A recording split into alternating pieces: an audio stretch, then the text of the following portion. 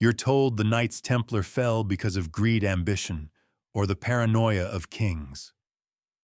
But imagine the truth is far sharper. Imagine an order of warrior monks sworn not to protect gold, nor relics, nor the fading memory of Jerusalem, but a living secret with a pulse. A secret that, if revealed, could have rewritten the bloodlines of Europe and the theology of an entire world. What if the Grail wasn't a cup at all, but a person? And what if the Templars died because they refused to surrender that blood? The question hangs there, unsettling and bright. What if their real mission was never destroyed, only hidden? You let that idea settle for a moment, feeling it loosen the edges of the story you thought you knew, softening the noise of familiar narratives as the path ahead grows quieter and more deliberate. You begin to drift into the deeper current of the tale, noticing how the world around the Templars was shaped by tension, devotion, and unspeakable stakes. Their rise was impossibly fast, their influence strangely precise, and their fall almost too coordinated to dismiss as coincidence. When you look closely, you start to sense a pattern beneath the surface, as if the order carried a responsibility inherited long before its official founding. Old writings whisper about a guardianship older than the Crusades, and subtle stories from medieval Europe hint carefully, almost nervously, about an unbroken lineage protected in silence. You feel yourself leaning in, tracing the outlines of something that has been kept just out of reach, waiting patiently for someone willing to follow the thread. Before we venture further into the shadows, take a moment to subscribe so you never miss a secret that history has tried to forget. Then breathe in, settle back, and allow your curiosity to guide you. The night is long, and the Templars left more clues than they intended. You step forward into the quieter corridors of the past, letting your mind settle into the slower rhythm that always comes after the opening shock has done its work. The idea that the Templars inherited a responsibility older than their founding moment in 1119 lingers beside you like a companion. It is not an idea born from fantasy. It grows from the uncomfortable spaces in historical records, where gaps appear too conveniently and silences stretch a little too wide. You remind yourself of what you felt earlier, that strange sense of a story waiting just beyond reach, the same way a half-forgotten melody might hover behind a closed door. When the 9 founding knights rode into Jerusalem to offer their service, they claimed their purpose was to protect pilgrims. Yet nearly every scholar agrees that 9 men alone could not guard anyone along a region crawling with danger. You can almost hear them chuckling at the excuse, as they disappeared beneath the ruins of the temple, searching for something they refused to name. That is your first anchor in the record, a well-established fact. The earliest Templars spent years living atop the Temple Mount, digging, mapping, and performing clandestine activities, rather than patrolling the roads to Jaffa. Medieval chroniclers struggled to explain it, and modern archaeologists have found traces of tunnels and chambers from that period. As you picture those dim stone corridors, you can almost imagine the sound of iron tools striking ancient walls, echoing through empty spaces like heartbeat after heartbeat. Part of you wonders if the hollow ring of those strikes was not only the sound of digging, but of unveiling. They behaved as if they knew exactly what they were looking for. A quieter, stranger detail often gets brushed aside, but here it catches your attention, like a glint of metal beneath dust.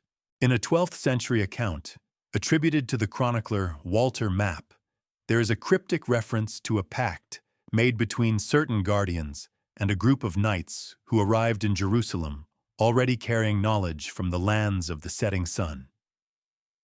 The phrasing is obscure, leaving scholars to debate whether it hints at pre-crusade transmissions of esoteric traditions. You linger over that phrasing, letting it roll through your thoughts. Guardians, knights. knowledge carried from the west to the east, not the other way around. It suggests the Templars may have come with instructions rather than discovering a mission on sight. And the quiet humor of this moment settles in if Map intended to describe a simple military arrangement. He certainly chose the most unnecessarily mysterious wording imaginable, as if he were deliberately trying to give future researchers headaches. A gentle breeze of speculation moves through your mind, not the reckless kind, but the sort shaped by scholars who have spent lifetimes working in dusty archives. They point out that just before the First Crusade, several families in the Champagne region experienced an unusual clustering of marriages, alliances, and land transfers, involving men who would eventually become the Templar founders. It is entirely factual, documented in charters and sealed agreements. The obscure interpretation that these alignments were preparations for a mission already determined remains controversial. Some argue that such coordination suggests the founders were entrusted with a responsibility that transcended feudal politics. Others argue that medieval nobles simply made messy decisions and left future historians to make sense of them. The open question persists. Were these alliances mere coincidence, or were they assembling something like a protective net long before Jerusalem became a battleground? As you reflect on the possibility of a mission predating the Order's creation, your thoughts drift back to the earlier feeling, the pulse of a secret that might have been alive rather than symbolic. You recall the tension evoked by the opening idea that the Grail itself might have carried blood, breath, lineage, and consequence.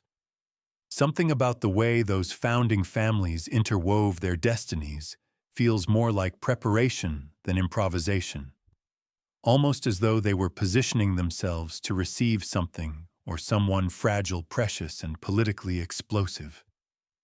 The scholarly debate surrounding the so-called Proto-Templar hypothesis widens the view.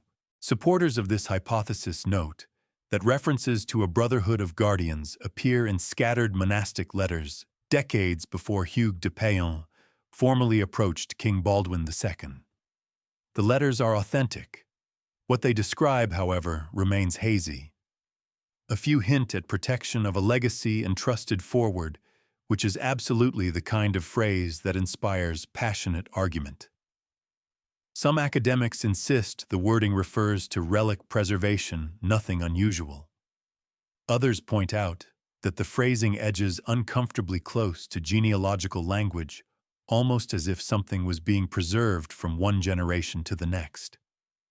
That debate, still energetic in research circles, leaves you imagining a thread stretching backward into an older world, connecting the Order to whispers that existed long before anyone wore a white mantle with a red cross. You slow your breathing as you picture the founders receiving instructions that were not written down, but spoken in secluded stone rooms, perhaps even at night, with firelight trembling across rough walls. You imagine men who might have believed they were stepping into a role that was less about conquest and more about safeguarding the vulnerable. If the Grail was more than an object, if it hinted at a lineage that could destabilize kingdoms, then the need for secrecy would have been absolute. Suddenly, the unusual speed of the Templars' rise makes better emotional sense. They were trusted with something that demanded resources, infrastructure, and protection far beyond what a handful of knights could provide. A historical fact aligns neatly here. Within 2 decades of their founding, the Templars received extraordinary privileges from the Church. The papal bull, Omni Datum Optimum, granted them independence from local bishops and unheard-of freedom of movement. These permissions were not given lightly. They usually required a long track record or deep political leverage, yet the Templars received them with remarkable ease. The quiet interpretation is that the papacy knew or sensed that the Order guarded something sensitive, something the Church preferred, contained rather than exposed. The more controversial interpretation proposes that certain churchmen were already aware of alternative traditions, about Jesus' life traditions, that might link directly to bloodline preservation. You let that idea hover, without forcing it into certainty. After all, this story thrives in the space between documented fact and whisper-thin possibility.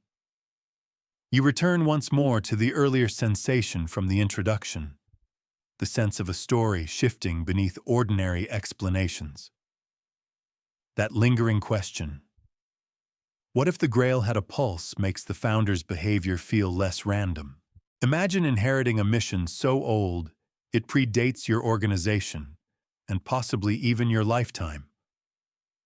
Imagine hearing that your task is not simply to defend Christendom, but to shield a living thread of history that could alter everything if revealed.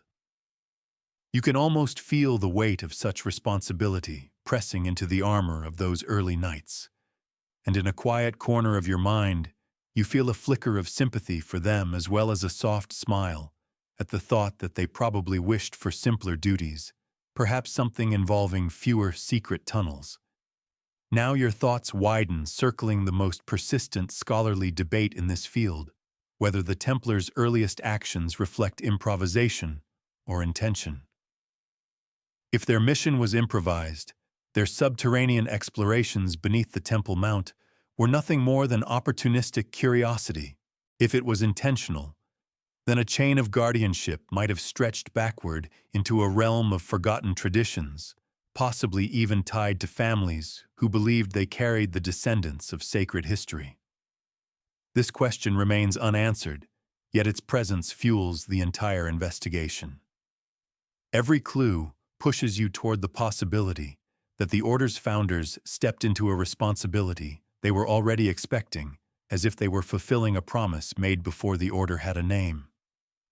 As the chapter closes, you hold on to one quiet truth: the Templars behaved as though they were protecting something fragile, hidden, and essential from the very beginning. That feeling of guarding a heartbeat continues to guide you as you drift deeper into the labyrinth. Whatever they found or inherited, it shaped their path long before their downfall, and the next steps will reveal whether the clues buried beneath Jerusalem were merely relics or the beginning of a bloodline story that demanded absolute loyalty. You drift downward now, as though descending into the cool stone chambers beneath Jerusalem, letting the air grow still around you. The story has already begun to tighten its grip, and you can feel how naturally it leads you toward the Temple Mount, where the earliest Templars spent so many silent years. You picture those narrow passages stretching beneath the foundations carved by countless civilizations, each layer carrying the residue of prayer, conquest, and fear. It becomes easier to imagine the Order's first knights moving through the darkness, with torches raised their shadows, twitching across carved blocks older than the languages they spoke. The city above bustled with merchants and monks, but here in the depths, the only sound was the scrape of metal on stone and the faint thrum of something they believed they were meant to uncover. You already know one factual anchor: the early Templars were granted residence in the Al-Aqsa Mosque, believed at the time to rest atop the ruins of Solomon's Temple. That fact alone is extraordinary, because no ordinary band of unproven knights should have been allowed to occupy such a sacred and politically sensitive space. The permission suggests either remarkable favor or a reason powerful enough to override objections from clerics and nobles alike. Modern archaeologists have confirmed the presence of medieval tunnels and storage areas carved during the period of Templar presence, implying years of underground activity. As you let this knowledge settle in your thoughts, you sense how deliberate the work must have been. 9 men did not spend nearly a decade digging aimlessly. They were looking for something specific. The obscure detail that often escapes broader discussions emerges like a whisper in your ear. In a fragment preserved by the chronicler Theodoric, there is mention of scrolls of lineage discovered in the ruins during the early 12th century. The fragment does not name the Templars directly, but the timing aligns so closely with their excavations that many researchers suspect a connection. The phrasing is tantalizing because it points not to a relic, not to gold, but to documents concerning ancestry. And when you recall the earlier speculation about a mission older than the order itself, the idea sharpens. Why would the founders focus on genealogical texts instead of sacred vessels or artifacts of ritual? The answer hovers just out of reach, humming faintly like a distant chord. You shift your attention to the heated debate among scholars, the one often summarized with an exasperated sigh in academic conferences. The central question asks whether the Templars uncovered evidence of a bloodline tied to early Christian traditions, a possibility some fiercely reject and others cautiously explore. Even among those who deny such a discovery, there is wide agreement that the Order's subterranean activities fueled legends about hidden lineages and suppressed histories. The debate remains unresolved because no direct written confession survives, yet the pattern of behavior after their time beneath the temple becomes strangely aligned with guardianship rather than conquest. You can almost feel the frustration of historians who want clean answers but keep finding threads that refuse to unravel neatly. The memory of your earlier reflections returns the idea of the Templars inheriting a responsibility designed long before their official existence. That thought becomes even more pointed when you consider what Jerusalem represented during the Crusader era. It was not just a city, it was the axis where law prophecy and political ambition collided. If anything resembling a genealogical relic or document had survived the city's long history, those who discovered it would have recognized the danger instantly. Shifting the lineage of holiness from symbol to flesh would have threatened both kings and popes, unsettling every hierarchy that relied on authority flowing from sacred narrative rather than blood. The Templars, for all their military presence, often behaved more like archivists of a fragile truth than warriors seeking glory. A historical fact re-enters the picture with crisp clarity during their years on the Temple Mount. The Templars maintained almost no involvement in public battles. They traveled rarely. They recruited quietly. Their behavior contrasts sharply with later centuries when the Order became a dominant military force. This early stillness feels intentional, as if they were safeguarding something private or attempting to understand what they had found before revealing it to anyone. You sense the weight of that choice, the tentative steps they must have taken as they deciphered whatever clues they unearthed. Perhaps it was a name, perhaps a lineage, perhaps a document describing a family believed to carry a legacy the world was not prepared to recognize. A controversial interpretation begins to weave itself through your thoughts. Some researchers argue that the Templars may have found early Christian writings suggesting that the idea of the Messiah extended through physical descendants. These researchers do not claim certainty, but they point to verses in apocryphal Gospels that speak of a continuation or inheritance of the chosen. The mere possibility of discovering such texts beneath the Temple Mount would have been explosive. And as you recall the earlier fragment about scrolls of lineage, it becomes increasingly plausible that the Templars encountered records that reinforced that interpretation. Whether they believed these records or simply feared the chaos they might cause, their behavior afterward suggests immense caution. You let yourself imagine the moment of discovery. Perhaps a small chamber sealed with plaster long forgotten. Perhaps a wooden box, brittle but intact. You picture a knight kneeling in torchlight, lifting a fragment of parchment and feeling the world tilt slightly under his fingertips. The air would have been thick with dust and heat, the silence so deep it almost roared. Whatever they found, you sense it reshaped their understanding of their role in Jerusalem. It explains their secrecy, their sudden importance, and the fierce protection they organized around certain routes across the Levant. Those same roots you will encounter again, soon woven into the larger network of defense. That earlier moment of digging now becomes part of a larger pattern, and you feel yourself settling deeper into the investigation. A question rises naturally from this unfolding narrative, one still debated by scholars who specialize in the religious politics of the 12th century.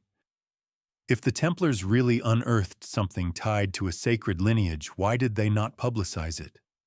Why hide information that could have altered the structure of the Church?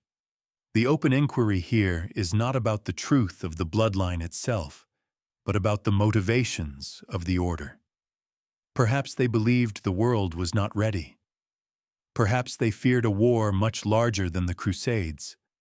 Or perhaps the discovery was considered too vulnerable, something that would be destroyed immediately if exposed. This question continues to fuel academic articles and late-night arguments, and its presence enriches the mystery rather than diluting it.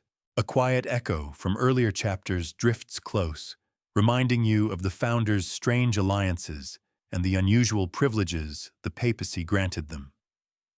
Suddenly, those privileges look less like political favors and more like protective shields. If the order communicated their discovery subtly carefully to church authorities, the papacy might have concluded that secrecy served the greater good. In that interpretation, the Templars and certain church officials shared an unspoken agreement: preserve the knowledge, protect whatever or whoever it concerned, and prevent the revelation from destabilizing the fragile balance of Christian rule. You take a slow breath as the narrative draws you inward, feeling the ancient stones of the Temple Mount pressing cool against your imagination. You sense the gravity of that hidden world, the way it wraps around the Templars' earliest years like a cloak woven of dust and silence. What they found here, whether documents or something far more tangible, became the seed of a mission that rippled through every choice they made. Their later movements, alliances, and secrecy were not random. They were the echoes of discoveries made beneath Jerusalem.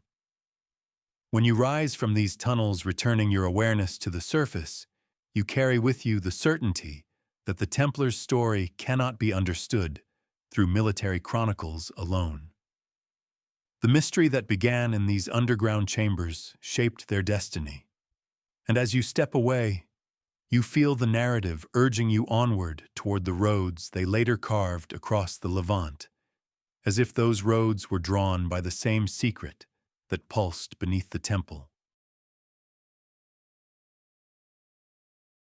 You move forward now with a steadier breath, carrying with you the cool dust of those underground chambers, still clinging like memory to the edges of your thoughts.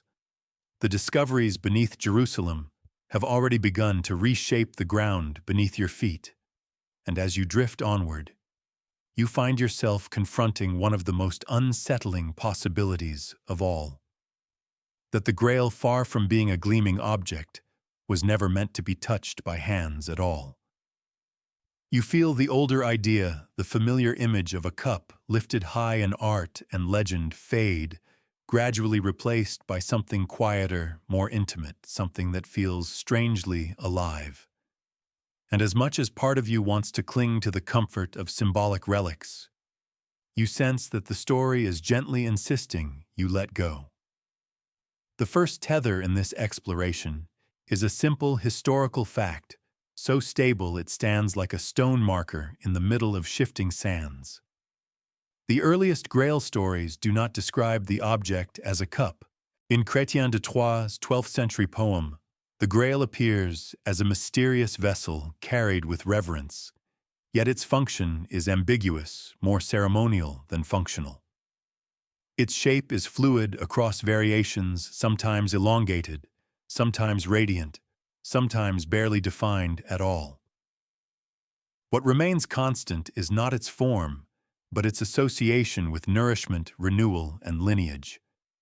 When you consider that these stories arose during the very decades the Templars were tunneling beneath the Temple Mount, the timing begins to feel less coincidental and more like conversation. Legends often bloom in response to something real, even if the truth grows veiled behind metaphor. The obscure detail that drifts in next arrives lightly like a page turning by itself in a forgotten library. In the Dido Percival, an early and lesser-known Grail text, the Grail is described not simply as a vessel, but as that which continues the line. Medievalists argue over the translation because the phrase can imply both nourishment and inheritance. Yet for those who entertain the genealogical interpretation, the wording is like a lantern suddenly brightening a shadowed corner. If the Grail continues the line, then object and lineage may be inseparably linked. Combined with earlier references to scrolls of ancestry unearthed beneath Jerusalem, the idea begins to take shape. Maybe the Grail did not hold sacred blood. Maybe the Grail was sacred blood. You feel that realization settle slowly into your mind the way dawn light eases over a sleeping village. And with it comes a subtle joke from the universe, or perhaps from medieval poets, because it now seems entirely possible that all the elaborate depictions of golden cups and radiant chalices were simply polite misdirections. If you wanted to hide a person or a family, painting them into a cup-shaped metaphor might have been an unexpectedly clever strategy. After all, few armies would launch crusades over a missing genealogy, but many would obsess over a missing artifact. A lively scholarly debate takes shape around you like a ring of murmuring figures. This debate, which has filled conferences, journals, and more than a few late-night arguments, revolves around the idea that the Grail stories encoded lineage traditions unacceptable to the Church. Some researchers insist the stories were purely symbolic, reflecting spiritual communion. Others argue that coded genealogies appear in several medieval romances, often masked in language about vessels and inheritance. The open question still unresolved asks whether these writers were hinting at a preserved bloodline tied to the earliest Christian communities. The debate remains as fiery as it is unending, with one scholar famously declaring that medieval poets specialized in writing things they hoped nobody would understand until it was far too late to do anything about it.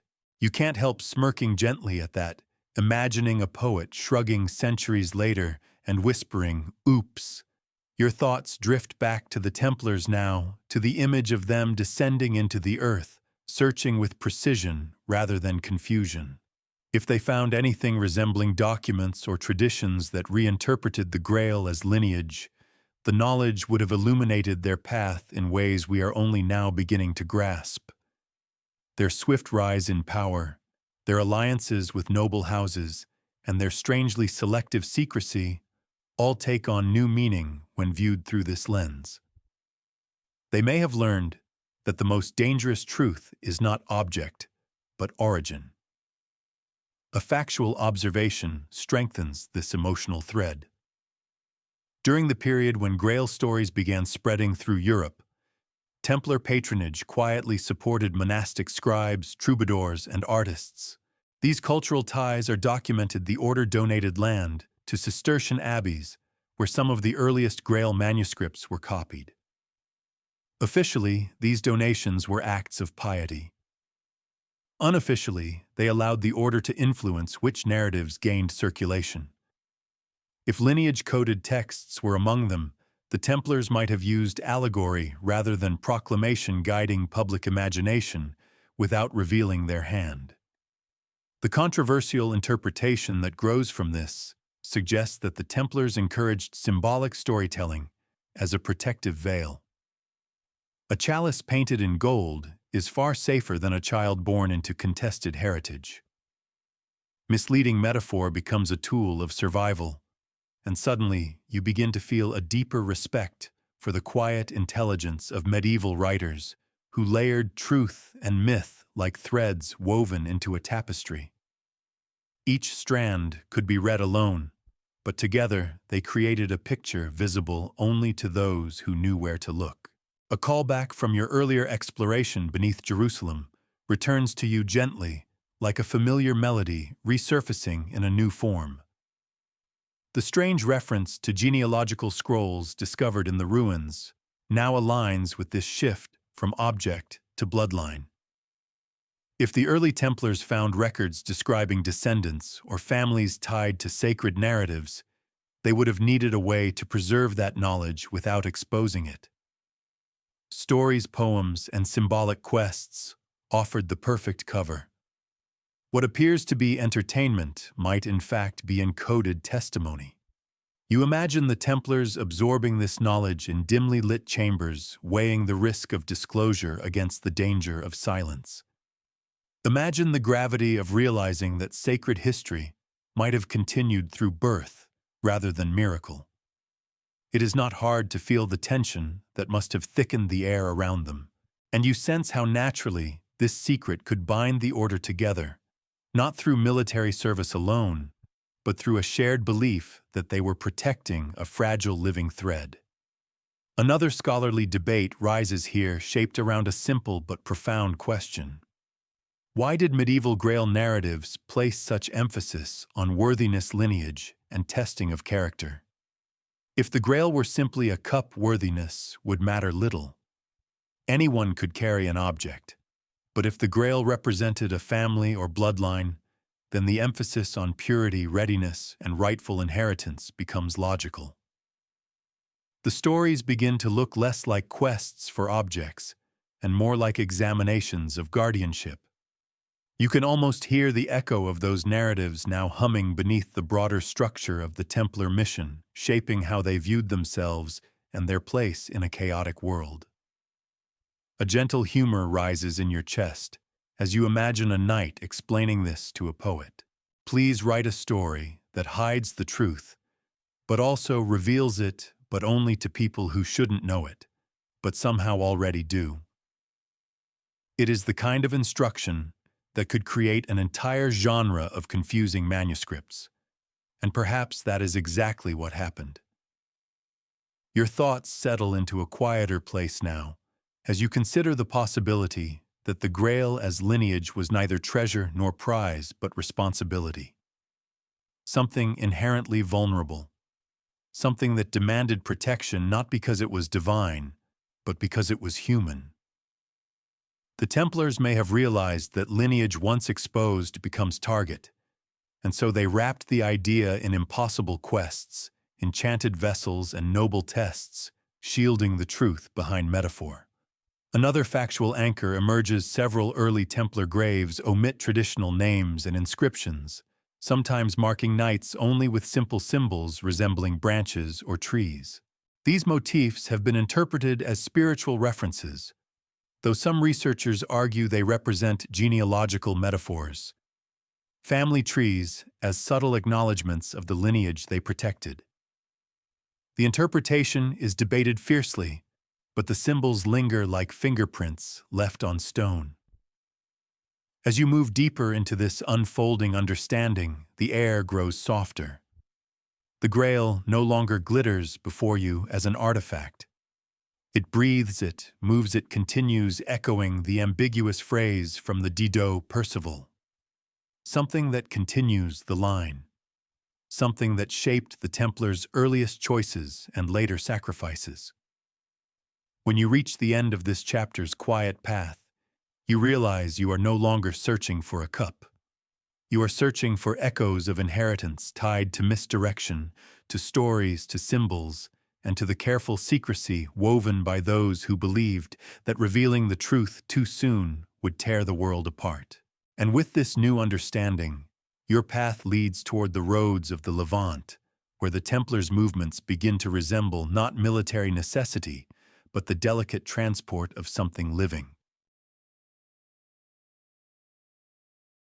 You ease forward into the widening landscape of the Levant, letting the dusty air settle around your imagination, as though you're watching the horizon through the eyes of a Templar rider. What you've uncovered so far, the excavations beneath Jerusalem, the strange emphasis on lineage and early Grail, stories the possibility that the Order was safeguarding something living rather than something carved, follows you now like a soft pulse beneath the surface of the narrative. And with each quiet step, a new realization forms. If the Grail was a person or a family, then movement itself became perilous. Protection was not about defending a fortress. It was about building a world where safe passage existed in a region shaped by war and shifting loyalties. That is where the Templars began weaving the network that would define their legacy. The first solid marker here is a historical fact, so widely recognized that it sometimes fades into the background. The Templars constructed an extensive system of fortified way stations across the Levant. These included mountain holds, desert outposts, and coastal refuges positioned at precise intervals along critical routes. Medieval chroniclers emphasized their strategic importance for pilgrims. Yet when you look at the distribution closely, an odd pattern emerges. Some fortifications lie far from major pilgrim paths, tucked instead along routes that offered secrecy rather than safety in numbers. These placements suggest coordination for something or someone needing protection from visibility more than from bandits. As you absorb this, a more obscure and rarely discussed detail drifts into view. In a manuscript housed in the Biblioteca Capitolare of Verona, there is an account by a 12th century notary describing a caravan that traveled through the region without banners under Templar guard, bearing a treasure not of gold, but of inheritance. The phrasing once again leans toward genealogical implication rather than material wealth. Most historians dismiss this passage as poetic embellishment, yet when you place it beside the positioning of those hidden way stations, the description resonates. If the Templars were transporting a lineage rather than a relic, invisibility would have been their sharpest weapon. Your thoughts drift now into the living geography of the Levant, where the landscape itself shaped the decisions of those who crossed it. Rocky ridges, dried riverbeds, and narrow passes all served as natural filters determining who could move safely and who could not. The Templars learned this terrain with unnerving speed. They mapped the desert winds, the shifting shadows in mountain ravines, and the safe wells hidden behind thorn thickets. Soldiers study terrain to conquer. Guardians study terrain to hide. And when you recall the subtle understanding they seem to carry from the beginning, something unearthed beneath Jerusalem, something delicate, you sense why they learned these roots with the tenderness of caretakers. A scholarly debate rises beside you like heat shimmering above sun-baked stone. Researchers argue fiercely over whether the Templars used their network primarily for military logistics or for something far more secretive. One side insists the routes simply reflected the necessities of Crusader warfare. The other points to curious absences in battlefield records, noting that certain garrisons rarely engaged in combat, despite sitting at strategic intersections. The open question haunting this debate asks whether these outposts shielded a passage rather than defended a territory. The answer remains elusive, but the debate grows richer when framed by what you've already learned about the Grail as legacy. If lineage required motion, escape, relocation, concealment, these roads could have served as arteries through which the living Grail was kept beyond the reach of enemies. A soft echo from earlier moments returns to you now, the memory of genealogical scrolls hinted at beneath the Temple Mount, and the strangely symbolic nature of early Grail stories. That echo threads itself into the Levantine landscape, merging with the idea of hidden caravans, guarded families, and histories carried in silence across blistering plains. The Templars, who wrote hardly anything but recorded nearly everything through their actions, seem to understand that the only stories that cannot be stolen are the ones never spoken aloud. The rhythm of the narrative slows as you picture a convoy moving under moonlight. Cloaks drawn tight, hooves muffled the air, cool just enough to breathe without tasting fire. You imagine Templar escorts riding slightly ahead and behind, creating a shell around something precious and vulnerable. Perhaps a child, perhaps a woman, perhaps someone whose identity, if exposed, could fracture kingdoms. You note the soft humor rising in your mind, at the thought of knights who trained for years to swing swords, ending up babysitting in secret. It is easy to imagine one muttering, "This is not what I signed up for," while another shushes him and adjusts the reins. A piece of factual evidence supports this imagery. Arab chroniclers, including Usama ibn Munkid, wrote of the Templars having unusually cordial relationships with certain Muslim families. These alliances were not limited to diplomacy. Some involved protection agreements that extended beyond normal military courtesy. While such relationships could be strategic, the tone in some writings suggests cooperation that transcended political calculation. It leads you to wonder whether both sides understood the importance of certain travelers who moved under Templar watch. Perhaps neutrality was easier to negotiate when both parties knew a greater secret was at stake. You begin to consider how this entire network functioned, like a circulatory system drawing life away from danger. Armed escorts, coded signals, watchfires that blinked like constellations across the night, each element serving a purpose without revealing its intention. If the Grail lived, then the roads became cradles. If the Grail could move, then the Templars needed to ensure passage through a land that swallowed the careless. A controversial interpretation enters the field here, one that scholars approach with caution. Some propose that the Templars transported individuals not once, but repeatedly, shifting them between safe houses to hide lineage patterns from anyone who might be tracking births or alliances. Critics dismiss this idea as overly dramatic. Yet when you consider the precision of their road system, the secrecy of their missions, and their tendency to prioritize protection over conquest, the interpretation begins to feel less improbable. It frames the Templars not only as guardians, but as curators of a living history, constantly threatened by exposure. You let this possibility unfold gently. Imagine a lineage hidden not in one place but in motion, kept alive through relocation, shielded through anonymity, preserved through the quiet discipline of never staying anywhere long enough to become legend. The Templars would have understood that stillness invites pursuit. Movement disperses attention, and so the roads across the Levant carved under their direction may have been less about transporting soldiers and more about distributing risk. The open question that remains is whether any trace of these protected journeys survives. No direct records have been found, but the absence itself feels conspicuous. The Templars documented property income laws, punishments, and battles, yet they left no detailed travel logs for their most remote routes. You can sense the academic frustration in that absence, but the silence may speak in its own language. If they were moving something or someone they believed must never be identified, erasing the record would be the only logical choice. A callback from your earlier exploration drifts lightly to the surface, the idea that early Grail narratives emphasized worthiness because lineage demanded guardianship rather than worship. That same theme flows through the roads of the Levant. Protection is not passive. It demands vigilance, foresight, and a willingness to bleed without recognition.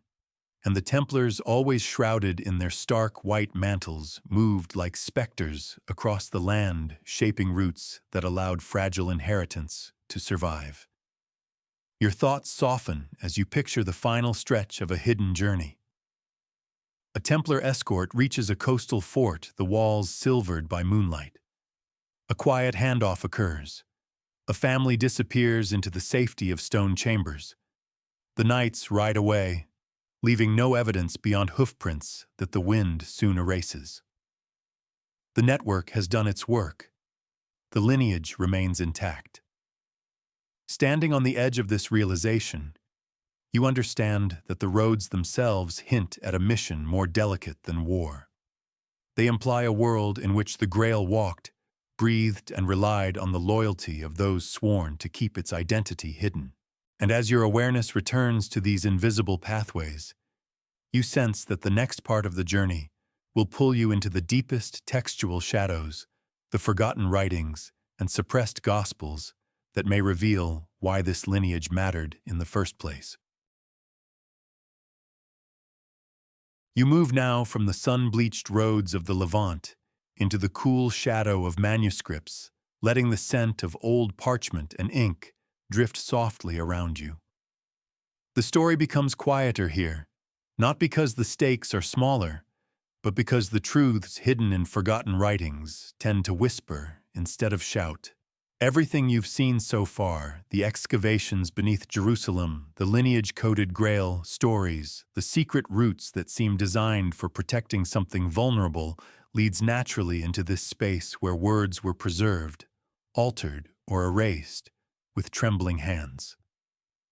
To understand why the Templars guarded their secret with such fierce devotion, you must look toward the texts that describe early Christian communities in ways that diverge gently from the versions endorsed by later authority. A factual foundation sets the first stone beneath your feet. Several early Christian writings, including the Gospel of Philip and the Gospel of Mary, portray relationships, teachings, and hierarchies that differ noticeably from the canonical texts. These manuscripts, rediscovered in the 20th century at Nag Hammadi, demonstrate beyond debate that early Christianity was not monolithic. There were competing narratives, competing interpretations, and competing understandings of lineage and spiritual succession. The fact that such texts existed, circulated, and were later suppressed shows that the earliest followers of Jesus explored ideas of inheritance, both spiritual and possibly familial, far more openly than the later church allowed.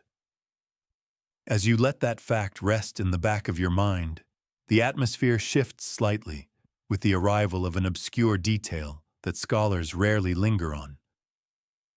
Among the fragments discovered at Oxyrhynchus is a tiny damaged papyrus referencing those of the seed who walk in silence. The phrase is maddeningly incomplete, tantalizing enough to provoke debate yet unclear enough to evade concrete interpretation. Some researchers dismiss it as symbolic poetry. Others whisper that it hints at a physical continuation of sacred blood, described cautiously by writers who feared consequences. The wording feels strangely familiar now, echoing the genealogical implications you encountered earlier in Grail literature and the suspiciously placed Templar outposts across the Levant. Three domains, poetry, infrastructure, and scripture, should not align naturally. Yet here they seem to murmur the same idea. You feel a warmth of gentle amusement at the way these ancient authors managed to communicate explosive ideas using language so vague it could mean everything or nothing.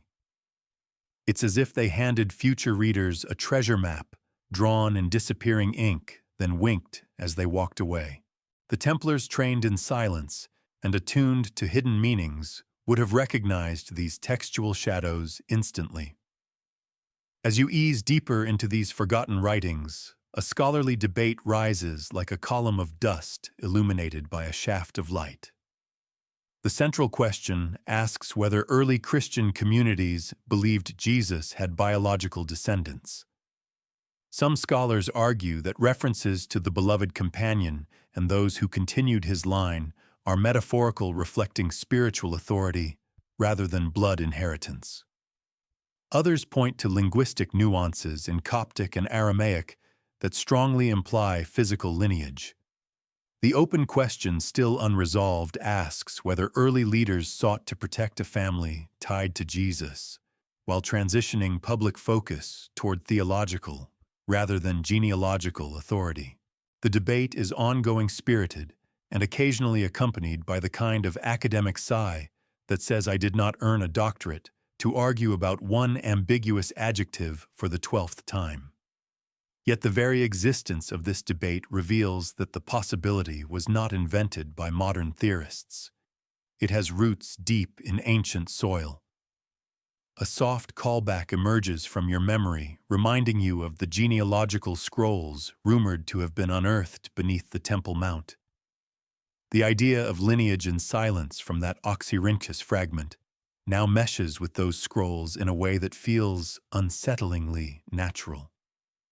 If the early Templars discovered texts or traditions supporting a sacred bloodline narrative, they would have needed to understand whether existing Christian writings supported or contradicted such claims. This could explain their interest in monastic networks and their patronage of scriptoria that produced or preserved non-canonical texts. They were not simply soldiers, they were seekers of a story too dangerous to articulate openly. The rhythm of the narrative slows as you picture a Templar commander sitting in a dim chamber lit by a single oil lamp examining a brittle manuscript, while others stand watch at the door. You imagine him tracing lines of faded ink with a gloved finger, pausing when he reaches a phrase that suggests inheritance. Perhaps he doesn't smile, but there is a tightening around his eyes that signals recognition. If such a text confirmed what had been whispered across generations, the implications would have been staggering. It would mean the Grail was not only alive but supported by early writings. It would mean their secret was not fabrication, but continuity. Another factual piece clicks quietly into place. Several monastic communities allied with the Templars, especially those connected to the Cistercians, were known for preserving texts deemed controversial or theologically inconvenient. Bernard of Clairvaux, who wrote the Templar Rule, also wrote extensively about spiritual lineage and mystical union in ways that border on symbolic genealogy. Though Bernard never endorsed bloodline theories, the language in his writings shows a fascination with continuation, inheritance, and divine immanence. The textual climate of the period was far more flexible than later dogma suggests. This leads you into a more controversial interpretation that some historians approach with a mix of caution and curiosity. Certain scholars propose that the Templars may have possessed versions of early writings that are now lost or fragmented. These could include genealogical references removed from later editions or suppressed entirely during the consolidation of canon. The argument is speculative, but so is the disappearance of so many texts from the early Christian landscape. The connection becomes more provocative when placed beside the order's determination to establish safe corridors across the Levant.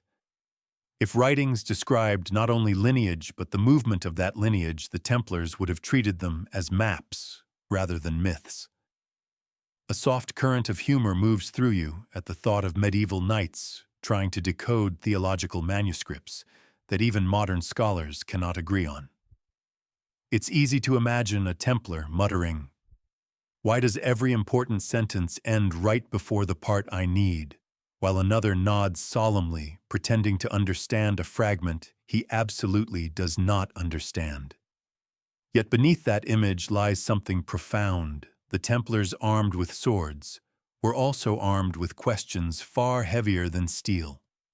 You begin to sense how the ideas in these Gospels could have directly shaped their mission. If a lineage existed, its survival depended not on relics or miracles, but on protection. If writings confirmed that truth, then knowledge became as dangerous as blood. And so they encrypted knowledge in stories, concealed movement in road networks, and obscured lineage beneath symbolism. Everything aligns with what you have already traced: a mission founded not on acquiring power, but on preventing revelation. Another callback from earlier chapters returns now, the image of caravans traveling under moonlight, guarded by knights who understood the stakes. Those escorts feel different when viewed through this textual lens. They become guardians of a manuscript, come alive protectors not only of a family, but of an interpretation of history that could unravel governments and theologies alike. You can almost feel the tremble of that possibility, subtle but persistent, like a string pulled tight across centuries. As your mind drifts deeper into the quiet of these lost texts, you begin to grasp why the Templars chose silence as their shield. Words can reveal, but they can also destroy. And when a truth threatens those in power, silence becomes a sanctuary. At the edge of this path, you sense a new horizon forming.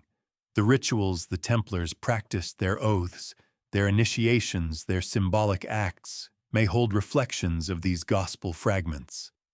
If they carried a living legacy, then their ceremonies were not mere tradition. They were coded guardianship.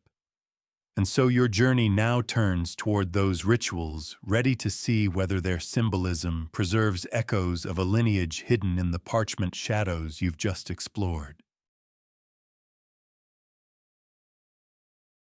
You drift now from the fragile quiet of lost manuscripts into the dimmer, more intimate space of ritual, where meaning is rarely spoken plainly, and symbolism carries the weight of truths too dangerous to name. After tracing the shadowy hints woven through early writings, it becomes almost impossible not to wonder how the Templars absorbed such ideas into the rhythm of their own practices. Oaths, vesting ceremonies, initiation rites, all these moments formed the heartbeat of the order, shaping how its members understood themselves and the secret they protected. If the Grail was a lineage rather than a cup, then the rituals that wrapped the order in unity must have held reflections of that living inheritance. You begin with a historical fact so solid, it feels like stepping onto stone. The Templar initiation ritual, as preserved in trial testimonies and ecclesiastical records, emphasized secrecy above all else. Recruits swore unwavering loyalty to the order, obedience to their commanders, and absolute silence regarding its internal customs. This vow of silence went beyond military discipline. It was emotional, almost monastic, and it required the initiate to sever ties with certain kinds of personal disclosure. At first glance, the secrecy seems practical for a military organization. But when you recall the textual fragments you encountered earlier, particularly the references to those of the seed who walk in silence, the Templar insistence on unbroken silence begins to feel as though it echoed something older than the order itself. Silence was not simply a rule, it was lineage's shield. An obscure detail enters softly like a lantern illuminating just the corner of a hidden room. Among the confiscated Templar records is a curious fragment describing the ceremonial presentation of a protective veil. Scholars disagree fiercely about whether this veil was literal fabric symbolic gesture or something closer to an allegorical covering of truth. The description is incomplete, found in the margins of a later manuscript, but it claims the veil represented that which is hidden yet continues. The echo to the Dido Percival, with its mysterious concept of continuation, hums gently through your mind. The veil does not sound like an emblem of warfare or discipline. It sounds like an acknowledgement that something lived under their protection, its identity shielded by ritual as much as by swords. This thought settles deeper as you envision the ceremony itself. A dim hall lit by torches, the scent of wax and dust clinging to thick stone. The initiate kneeling not as a warrior preparing for battle, but as someone stepping into a lineage of guardianship whose full scope he will never be permitted to speak aloud. You imagine the master of the order placing the veil in the air between them, a gesture signaling both separation from the world and connection to a hidden purpose. It is not difficult to imagine that such a symbol, if rooted in the gospel traditions you recently encountered, carried implications well beyond spiritual abstraction. The scholarly debate that emerges here is one of the most heated in Templar studies. It centers around the question of whether the order maintained a secret doctrine separate from its public vows, a doctrine potentially tied to ideas of sacred descent. Some scholars claim the trial testimonies filled with accusations about secrecy, hidden teachings, and uncontrolled rumors reflect nothing more than political pressure and forced confessions. Others argue that the consistency of certain references, such as the presence of veils, coded gestures, and private oaths, suggests a parallel belief system shared only among the inner circle. The open question remains hauntingly unresolved. Did the Templars guard a spiritual mystery alone, or did they also guard a blood inheritance? As you consider the weight of that question, memories from earlier chapters drift back into focus. The subtle genealogical phrasing in obscure texts, the silent caravans crossing the Levant by moonlight, the excavations beneath the Temple Mount where something was found that shaped everything after. These echoes gather around you, now weaving through the notion that ritual, especially ritual practiced in darkness, was never arbitrary. Ritual is the language of secrets that cannot survive in written form. Your awareness sharpens as you recall another factual point. The Templars practiced a rite in which the initiate was touched lightly on the shoulders and sometimes on the lips. Traditional scholars interpret this as a gesture of humility or a sign of fraternal peace, yet those who see lineage encoded within the order's customs argue that the gesture resembles ancient Near Eastern traditions of sealing silence regarding family inheritance.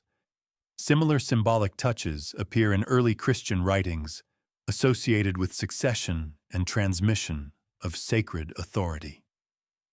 You feel a faint shiver of recognition at the eerie resonance between traditions separated by centuries. The Templars, who moved between worlds, monastic and military, Eastern and Western, might have adopted such gestures to memorialize their deepest responsibility. A quiet ripple of humor passes through your thoughts as you imagine a bewildered new recruit trying to understand these layers of meaning. Perhaps he expected a straightforward military initiation and instead found himself immersed in a ceremony that felt half liturgical, half coded message. You picture him whispering to another new member afterward, "I thought this was about fighting Saracens," only for the other to reply, "Apparently we also do interpretive symbolism." The image lightens the atmosphere just enough to let you breathe more easily before the narrative deepens again. You shift gently into the controversial interpretation that has drawn entire books of argument, the idea that Templar ceremonies reenacted not publicly, but symbolically, a commitment to protecting a living legacy believed to stretch back to the earliest Christian community. Critics insist this is romantic exaggeration. Supporters counter that the order's unusual secrecy, carefully controlled knowledge flow, and persistent references to inheritance cannot be dismissed entirely. They argue that Templar rituals reflected an internal identity built not around conquest, but around guardianship. Guardianship of what or whom remains the contested core of this interpretation. Another factual anchor appears like a stone placed deliberately in your path. Several contemporary accounts describe the Templars as brothers who carry what must not be seen. The phrase appears in Arab writings and European texts alike, though scholars rarely agree on whether it refers to relics, documents, or people. When paired with what you know of their hidden road networks and selective alliances, the phrase acquires new depth. It suggests continuity and care more than militaristic possession. Combined with the ritual symbolism of the veil, the gesture of sealing silence, and the initiation vows, the Templars begin to resemble stewards of a fragile inheritance carried through generations. The callback from your encounter with lost gospels now blooms into sharper relevance. Those early texts, with their hints of succession and seed and continuation, offer the conceptual language that might have informed the order's secret rituals. If the lineage held meaning for them, spiritual, genealogical, or both, it would naturally find expression in ceremony. After all, ritual is how communities remember things they dare not write. The parchment can be burned. The voice speaking an oath cannot. You imagine a private Templar gathering, perhaps once a year, perhaps only for the inner circle. The torches low, the stone walls cool. A recitation of a story whose details have been altered just enough to hide the truth, yet preserved enough that those who guard the lineage can recognize its pulse. Perhaps they spoke of a family who walked in silence across the sea. Perhaps they recited a genealogy in coded symbols tracing a line not in names but in metaphors. Perhaps they simply touched the veil and renewed their promise to protect those who lived behind it. The open question returns heavier now but clearer. If these rituals preserved a bloodline, how long could such secrecy survive? How many knights knew the full story, and did their silence ultimately help or harm the lineage they guarded? The answers remain out of reach, obscured by time-lost manuscripts and deliberate destruction after the order's fall. Yet the persistence of the symbols, the emphasis on secrecy, continuation, inheritance, and protection, whispers that the rituals carried meaning deeper than any public ceremony could convey. Toward the end of this path, your thoughts soften into a calmer rhythm. The Templars did not choose their symbols lightly. They built their world from silenced loyalty and an unwavering sense that revelation could destroy everything. Their rites were shields woven from words, gestures, and metaphors. And what they guarded, whatever its nature, shaped their every oath.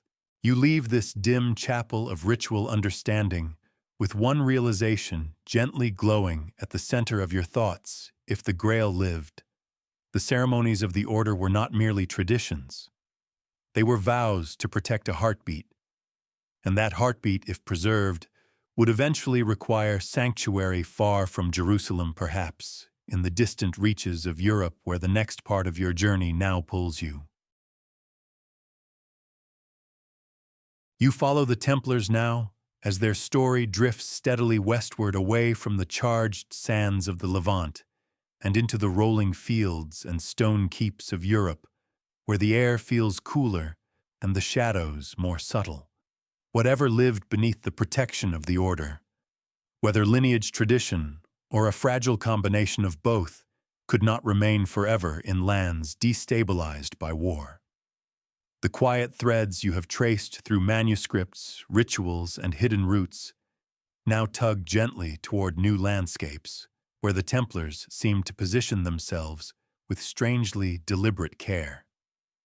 And the deeper you breathe into this world, the more clearly you sense how their presence across Europe resembles not the spread of a military powerhouse, but the construction of a sanctuary network meant to shelter something that needed distance from Jerusalem's constant upheaval. You begin by grounding yourself in a historical fact that stands with sturdy assurance. By the mid-12th century, the Templars had acquired vast estates in France, England, and Scotland, forming a lattice of properties known for their economic precision and strategic placement. These holdings included farms, vineyards, mills, and fortresses, many of which sat not along the expected military frontiers, but along inland routes that connected remote towns to monastic centers. Traditional historians interpret these locations as purely logistical, feeding the Order's campaigns in the Holy Land. Yet when viewed through the perspective you have been developing, one centered on guardianship, these placements take on new resonance. The estates resemble stepping stones scattered across the breadth of the continent, allowing safe passage in a world that might otherwise be hostile to anyone carrying a sensitive identity. As you let this foundation settle, a more obscure detail emerges like an inscription half hidden beneath lichen. In an archival inventory from Commanderie d'Arville in France, a curious entry describes the presence of guests whose names are withheld for their protection. The phrasing is unusual because medieval inventories generally relished naming everything from sheep to spoons. Scholars debate whether the phrase refers to political refugees or wealthy patrons seeking anonymity, but the words linger in your thoughts with a quiet spark. Guests, protected, unnamed. When placed beside the careful positioning of Templar estates and the veil-shrouded rituals you explored earlier, the entry begins to feel like an unintentional glimpse into an arrangement meant to conceal more than worldly wealth. A scholarly debate rises beside you, shaped by long arguments about whether the Templars smuggled information relics or individuals into Europe after their discoveries in Jerusalem. One side insists their European estates served purely financial functions. The other argues that patterns in property transfers, shifts in personnel, and inconsistencies in travel records hint at a concealed flow of people moving under Templar protection. The open question at the heart of this debate remains unresolved. Did the order deliberately settle families or individuals associated with the Grail narrative in Western Europe, embedding them within noble or monastic circles? The lack of direct evidence keeps the debate alive, yet the patterns, the absences, the silences, the curious placements invite deeper attention. A quiet callback from earlier journeys stirs like a breeze moving across the fields. You remember the secret roads of the Levant and the unmarked caravans traveling by moonlight. Those roadways now feel like the first chapter in a longer voyage, one that may have ended not at a coastal fortress, but across seas in places where the lineage could vanish into the rhythm of everyday life. France, with its influential noble houses, Scotland, with its rugged terrain and pockets of cultural autonomy, these landscapes offered protection through obscurity, distance, and political complexity. If the Grail lived, Europe was the place where its pulse could continue without drawing immediate scrutiny. You picture a Templar messenger arriving at a French commandery on a cold winter night, his horse steaming the air filled with the scent of wet leather and pine. Inside, a hearth glows in a stone hall where brothers sit in calm conversation. Perhaps the messenger carries instructions about moving certain individuals to another estate. Perhaps the message includes a genealogical symbol rather than a name. You imagine him handing the sealed parchment to a commander who nods without surprise, as though such tasks have become woven into the order's daily rhythm. There is no proclamation, no elaborate ritual, only a movement carried out with the same quiet discipline as tending a vineyard or repairing a mill. Another factual element sharpens this imagery. The Templars in Europe maintained a reputation for neutrality in local feuds, an ability rare among medieval institutions. They offered refuge to travelers, merchants, and sometimes even political enemies seeking safe passage. Their neutrality was so consistent that both kings and rebels used Templar houses as meeting points, trusting the order to uphold sanctuary. Yet neutrality is also a perfect mask. If the order needed to relocate individuals without raising suspicion, hosting travelers of all kinds would make it nearly impossible for observers to discern who mattered and who did not. The very openness of these properties may have created the privacy the order required. A more controversial interpretation threads itself through this foundation. Some historians propose that the Templars intentionally forged alliances with specific noble houses in Europe, not for political gain, but to embed a lineage within lineages. Houses such as Champagne-Anjou and certain Scottish clans enjoyed unusually close ties to the order, receiving Templar support, disproportionate to financial contribution. Critics argue such alliances simply reflect feudal politics. Supporters point to patterns of marriage, inheritance, and property exchange that seem too conveniently aligned with the Templars' movements. The suggestion, though speculative, carries gravity. If a sacred bloodline needed protection, attaching it to powerful dynasties could ensure its survival for generations.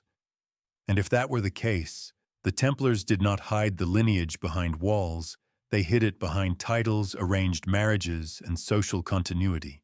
Your thoughts drift toward the atmospheric quiet of Scottish hills, now where Templar symbols appear on stones and grave markers far from the Mediterranean world. The rugged isolation of the landscape offers natural protection, and medieval Scotland often operated on the margins of continental politics. A person resettled here, perhaps under a new identity, could disappear into clan networks that valued loyalty and secrecy as intensely as the order did. A soft wave of humor rolls through you as you picture a bewildered Scottish chieftain being introduced to a guest whose history no one is allowed to explain. One imagines him muttering, "Aye, well, as long as they can lift a sword and don't argue about porridge, they'll do fine." A callback to the symbolic rituals earlier explored begins to shimmer now. The veil, the gestures of sealed silence, the emphasis on continuation. All these take on new resonance when imagined within European estates, where secrecy was not performance but survival. If the order sheltered a lineage, the ceremonies were not for show. They were reminders, reaffirmations of purpose in lands far removed from the source of the story. A Templar in Scotland might kneel in a damp chapel, touching the cool stone floor, renewing a vow that stretched back to Jerusalem's hidden tunnels. The vow did not end at the Mediterranean. It traveled wherever the lineage traveled. As the narrative deepens, an open question rises with quiet weight: how many European brothers actually knew the truth? Some scholars suggest only the highest ranks held full knowledge. Others propose a compartmentalized structure in which multiple members knew fragments, but not the whole story. The silence in the records hints that the circle of knowledge was small by design. Those who understood the lineage fully were likely the same individuals coordinating movements between estates. Their discretion protected not only the living legacy, but the order itself from accusations that would have brought ruin centuries earlier.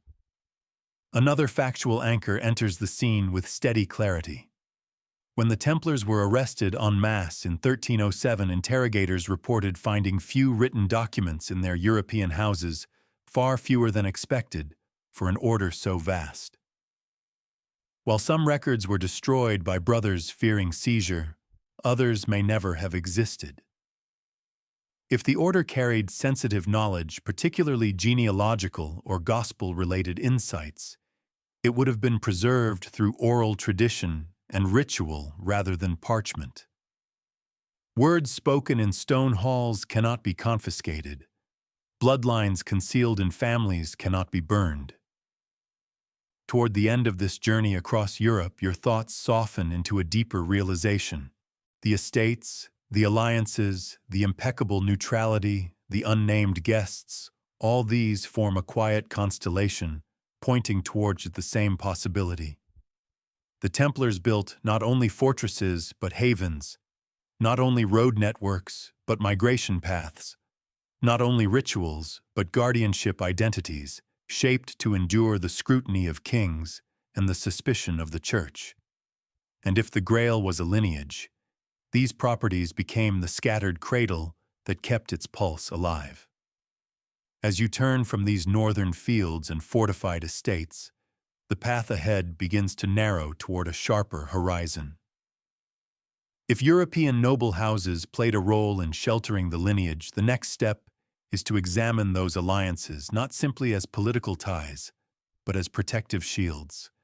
You feel the pull of that inquiry now urging you deeper into the heart of power, where blood, inheritance, and ambition intertwine. You step now into the glittering yet perilous world of medieval nobility, where inheritance was currency, marriage was strategy, and secrets had a way of flowing through family lines like underground rivers. Everything you have followed so far, the movement of unnamed guests across Templar estates, the careful European placements of their commanderies, the rituals hinting at guardianship, draws you toward a sharper possibility. If the Grail truly represented lineage rather than object, the Order could never protect it alone. They needed allies with power legitimacy and the ability to rewrite family histories without attracting suspicion. And Europe's royal houses, entangled in their endless webs of alliances, offered precisely the kind of shelter a fragile inheritance would require. You begin with a factual foundation that casts a long shadow. The Templars maintained unusually close relationships with the dynasties of France, especially the House of Champagne. Count Hugh of Champagne supported the order from its earliest days, even joining them for a period before returning to secular life. Charters show land grants flowing toward the Templars with startling generosity, far more than typical donations to monastic or military groups. On paper, this support is framed as piety. Yet the consistency, timing, and scale of these grants invite deeper interpretation, especially when considered alongside the order's discreet transport networks and silent guests.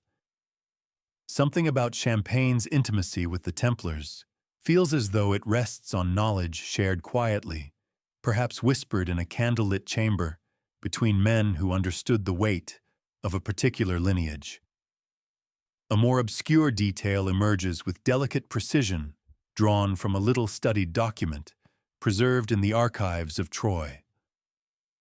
The record describes a private meeting between Hugues de Payens, the Templar co-founder, and Count Theobald II of Champagne. The meeting's purpose is left unexplained, but the clerk who described it used a curious phrase.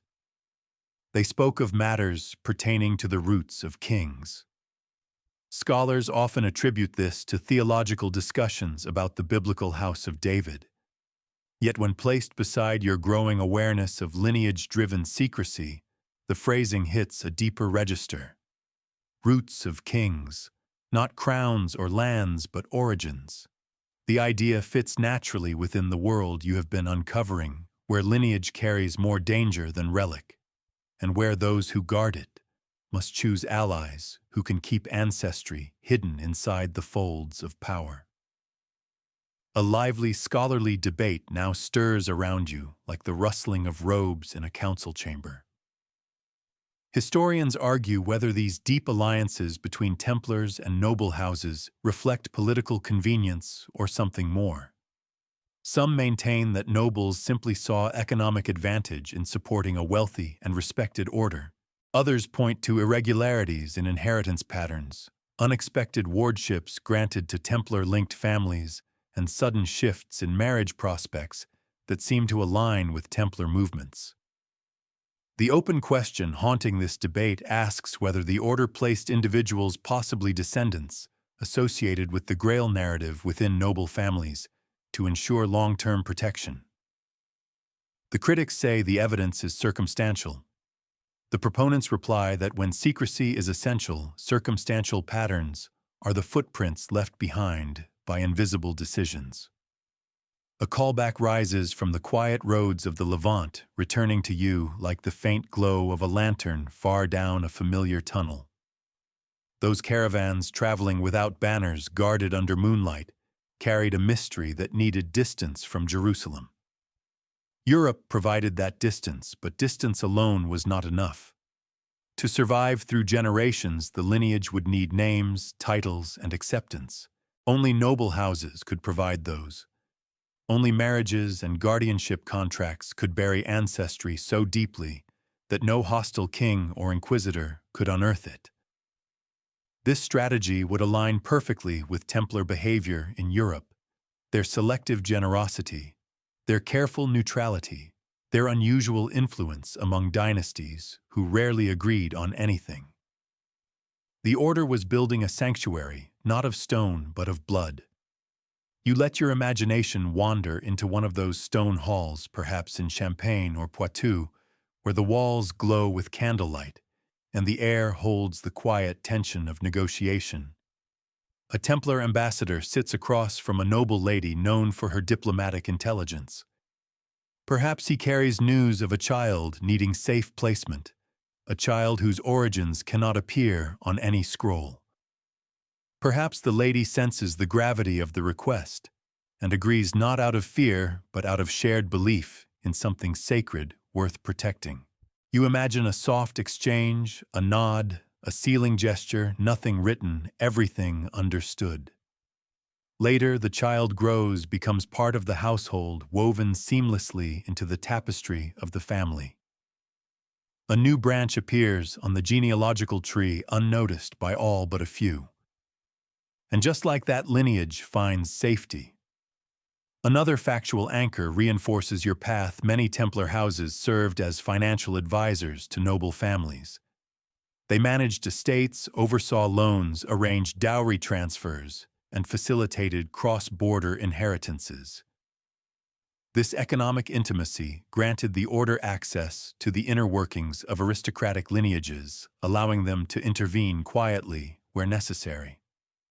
Some historians even argue that the Templars were the medieval world's most trusted brokers of legitimacy.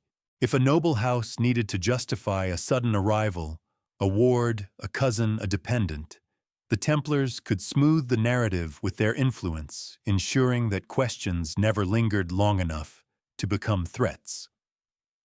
A more controversial interpretation grows from this soil.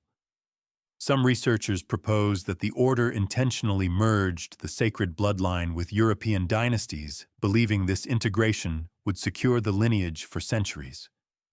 Critics argue this theory romanticizes feudal politics. Yet the pattern of alliances, especially those involving families connected to the early Templars, feels unusually consistent.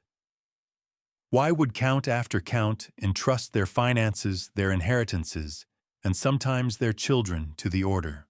Why would widowed noblewomen leave their protection not to relatives, but to Templar commanders? These choices appear personal rather than political, shaped by trust deeper than charitable admiration. And trust that deep often forms around shared secrets.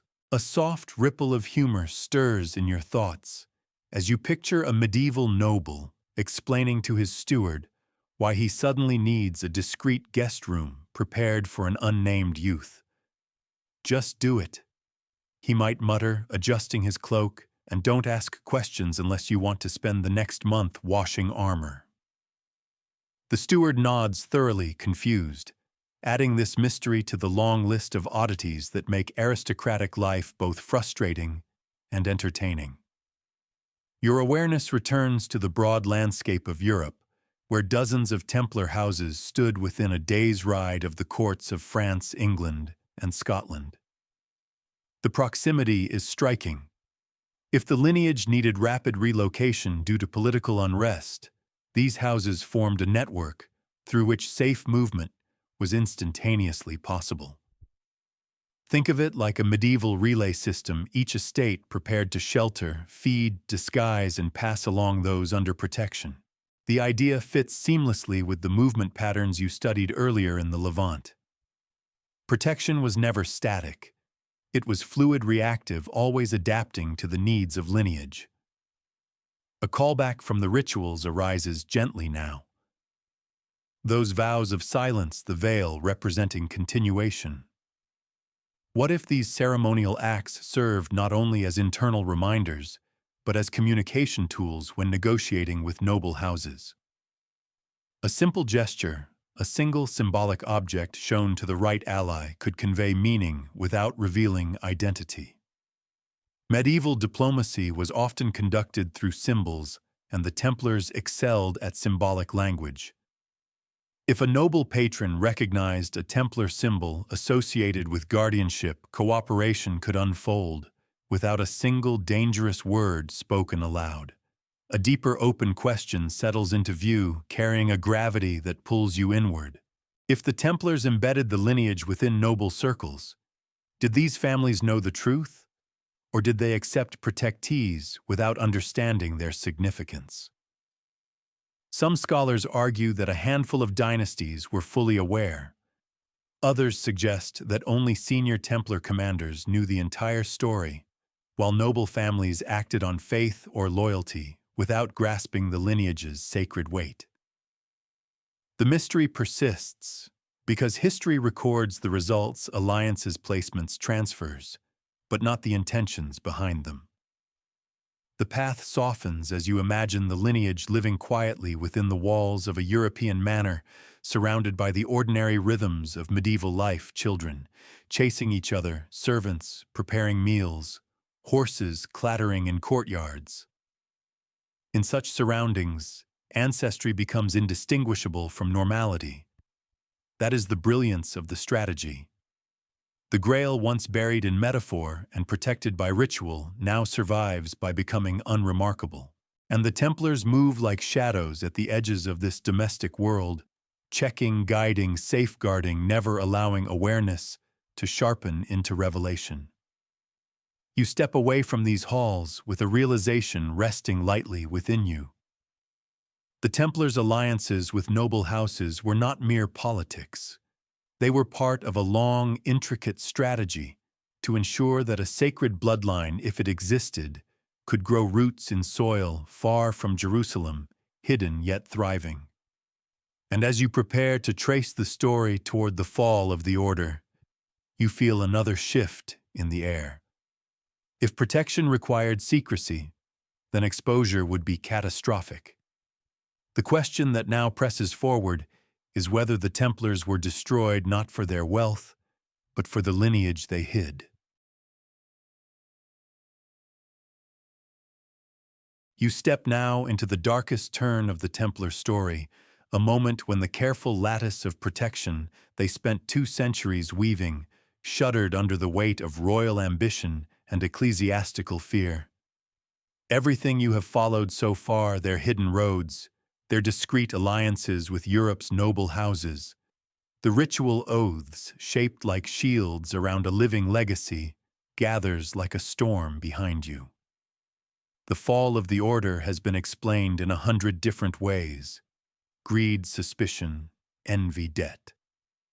Yet as you move gently into the shadows of 1307, you begin to sense that something deeper pressed the knife against the order's throat.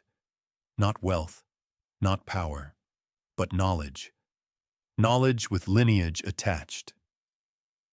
A factual anchor rises first, grounding you with the clarity of recorded history. On Friday, October 13, 1307, King Philip IV of France ordered the simultaneous arrest of every Templar within his reach. Warrants had been prepared in absolute secrecy, sealed and delivered to officials across the kingdom, with instructions not to open them until the appointed hour. This coordination was unprecedented. Medieval Europe excelled at chaos, not choreography, yet Philip's strike unfolded with precise timing that would impress even a modern intelligence agency. The official charges, heresy, idolatry, immoral rituals, were both sensational and suspiciously broad. And when you recall the ceremonies you explored earlier with their veils, symbolic gestures, and vows of silence, it becomes easy to understand how an outsider might twist misunderstood fragments into accusations designed to ignite public fear. A more obscure piece of evidence steps forward, quiet but potent. Among the interrogations conducted in Paris, there exists a report from a Templar sergeant named Jean de La Fontaine, who claimed that certain brothers of higher understanding were moved frequently between houses during the final months before the arrests. He said he did not know why, only that their presence always caused a flurry of preparation and heightened secrecy. Most historians dismiss this testimony as irrelevant, overshadowed by more dramatic confessions extracted under torture.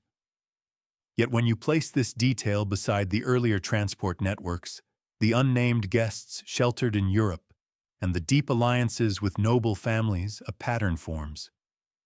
The order may have sensed danger approaching and attempted to relocate individuals whose identities could not survive royal scrutiny.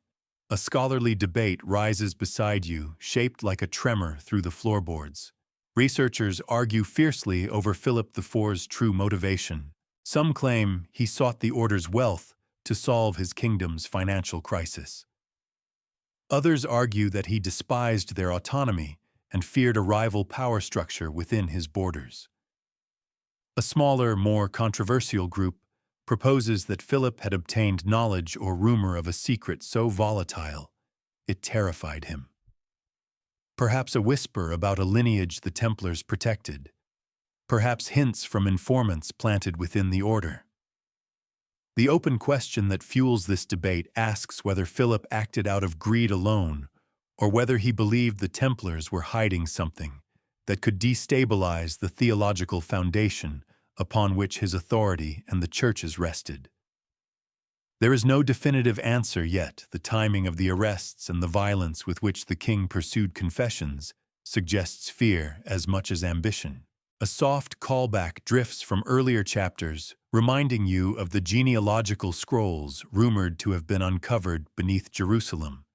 the lineage-coded Grail narratives, and the symbolic rituals emphasizing continuation.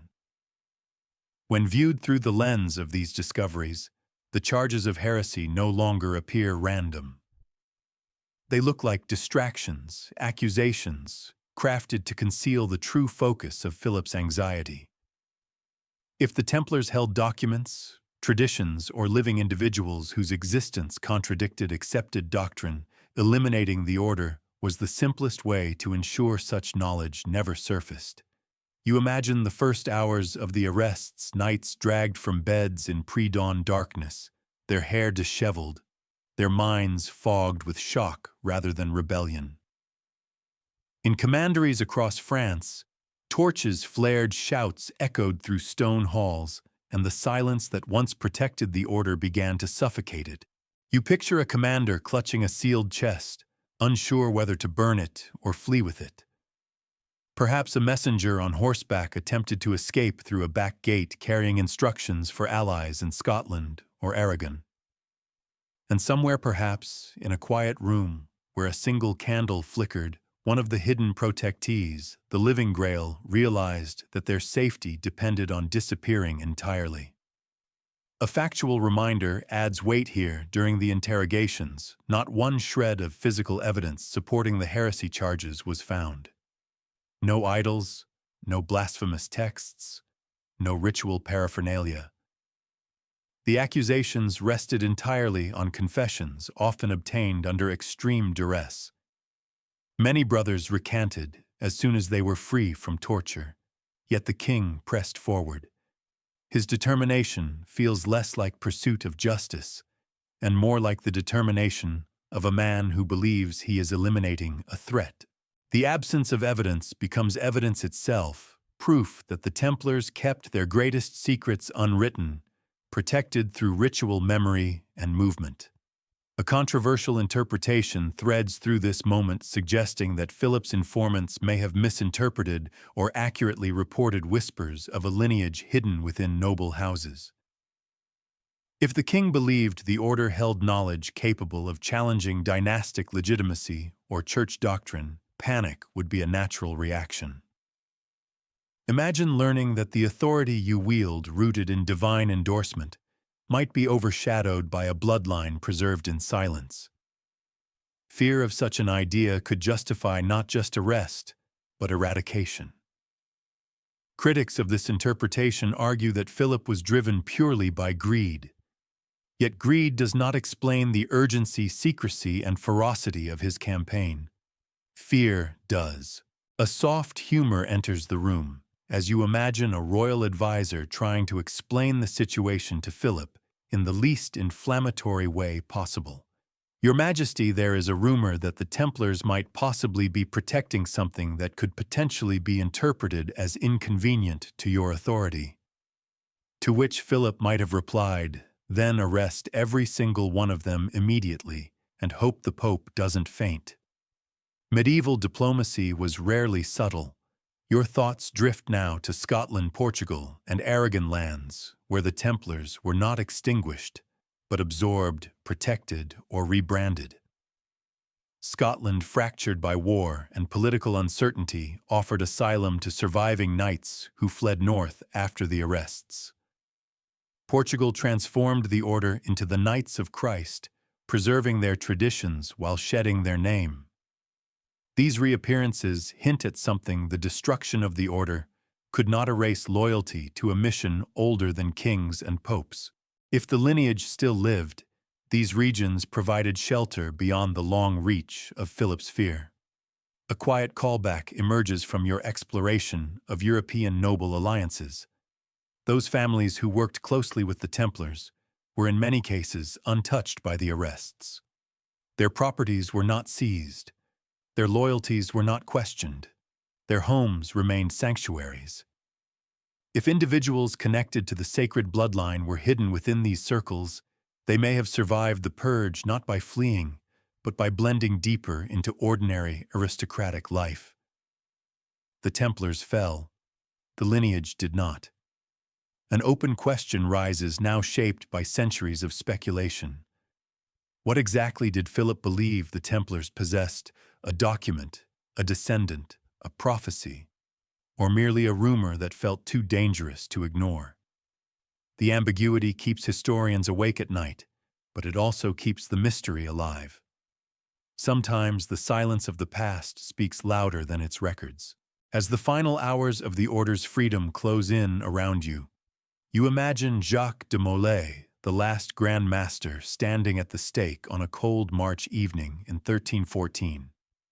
As flames curled around him, he proclaimed the Order's innocence and summoned his accusers to divine judgment. Many emphasize his courage, others his defiance. But you, standing quietly in this unfolding narrative, sense something deeper behind his final words.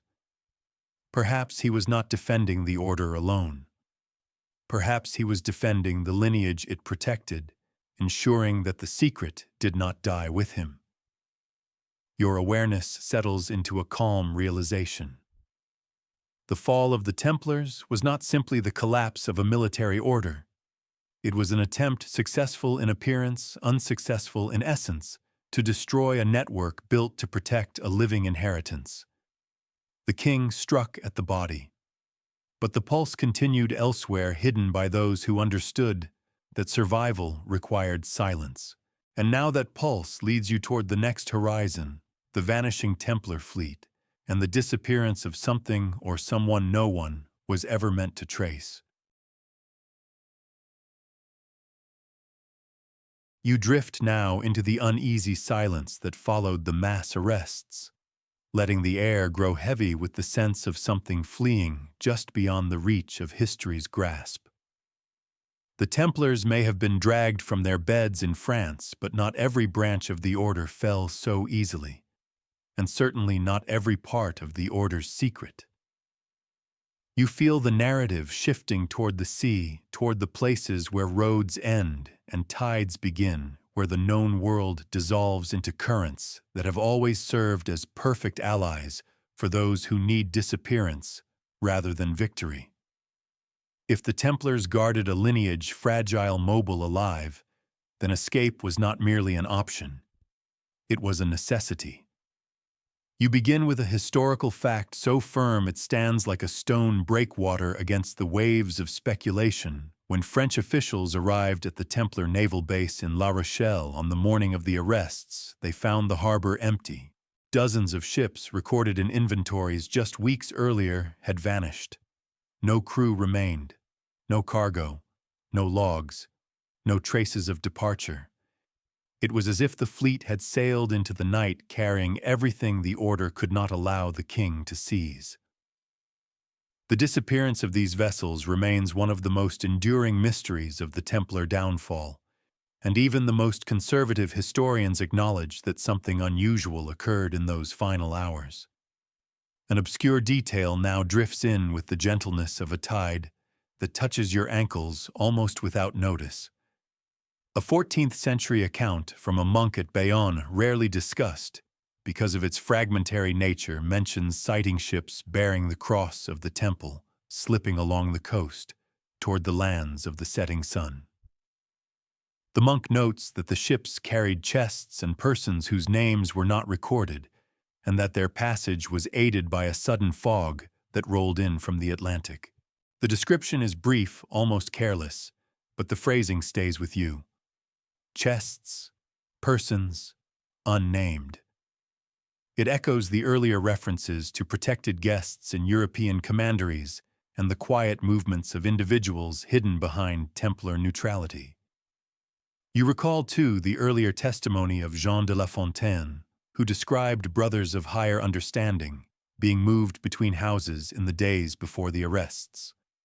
Now that detail connects naturally to these vanished ships, as though the Order's final breaths were spent shuttling their most vulnerable responsibility toward safety. A scholarly debate rises now like a row of lanterns flickering along the waterfront.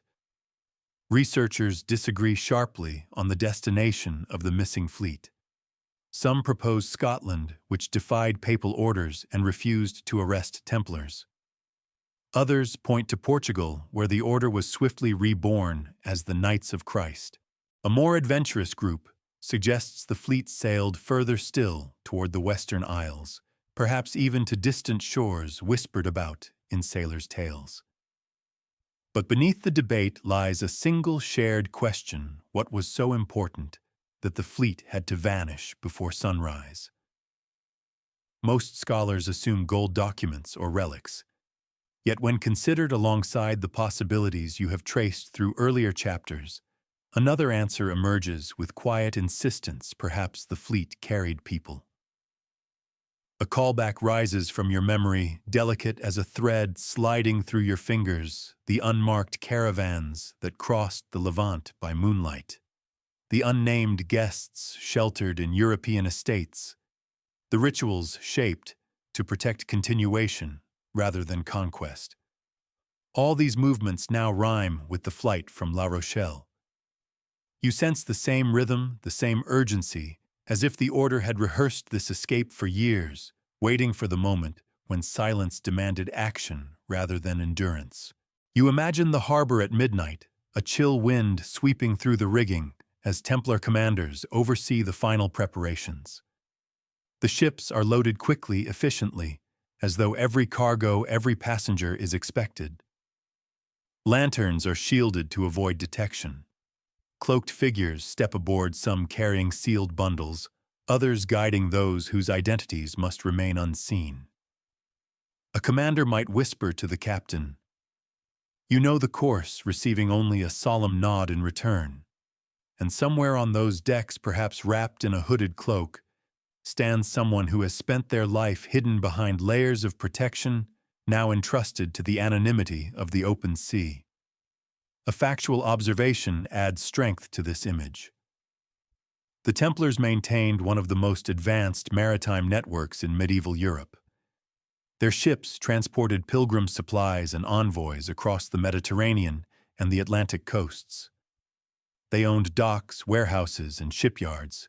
Their crews were experienced sailors who understood both wind and politics.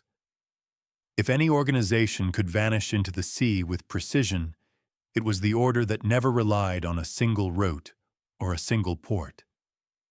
Their entire structure was designed to move without drawing attention. A controversial interpretation drifts in like mist over the water. Some researchers argue that the fleet carried documents proving the existence of a sacred lineage, possibly even genealogical records traced from Jerusalem. Others believe the ships carried relics, gold, or coded manuscripts. But a smaller, more daring school of thought suggests that the fleet carried not evidence of the lineage, but the lineage itself. Individuals whose survival mattered more than parchment. Critics dismiss this theory as romantic fantasy. Yet when placed within the broader pattern of Templar behavior, their road networks, alliances, rituals, and secrecy, the idea begins to feel less like fantasy and more like continuity. A gentle humor glides through your thoughts as you imagine a Templar quartermaster trying to maintain order while loading the fleet. Gold goes in the aft hold. Food goes forward. Mysterious, lineage-defining individuals. Well, let's put them somewhere with better air circulation. You can almost hear the exasperation in his tone, the eternal complaint of every medieval logistician burdened with secrets far above his pay grade. Your awareness widens, now taking in the sea as symbol rather than geography. Water conceals more effectively than stone. Waves do not record footsteps. A ship vanishes beyond the horizon, and even the most determined king cannot drag it back by force. The ocean transforms danger into distance. For a lineage pursued by royal power, no sanctuary could be more complete. A callback to the royal protection hypothesis flickers softly. If the lineage had already been woven into noble houses, then the fleet may have carried only those whose identities remained vulnerable. Children too young to be grafted into dynasties, elders whose presence revealed too much, family members whose blood bore the unmistakable echo of continuity. Sending them to Scotland or Portugal would preserve the lineage while dispersing the risk. Kings could seize property, torture knights, burn leaders at the stake, but they could not claim what had already slipped across the water. An open question rises gently into view, widening the horizon of possibility. Did the fleet reach Scotland, where the Templars later appeared, alongside Robert the Bruce at Bannockburn? Did it settle in Portugal, shaping the future order of Christ, which would eventually sponsor voyages that changed the world? Or did at least one ship sail even further, leaving clues scattered in unexpected places, strange symbols carved into chapels, unusual genealogies woven into clan histories, whispers that refuse to fade? The evidence is fragmentary, the answers elusive, but the pattern remains consistent. The Templars acted with deliberation during their fall. Their secrecy did not collapse under pressure. It intensified. Whatever they protected reached the water before the king's men did.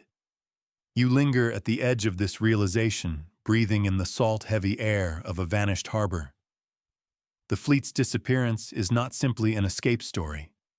It is a survival story, a story of guardians who understood that the only way to protect a lineage was to remove it from the reach of those who feared its implications. And as the last sail disappears beyond the horizon of your imagination, the narrative invites you northward to Scotland, where the fugitives may have found sanctuary, and where the lineage, if it survived, may have shaped destinies no king ever intended.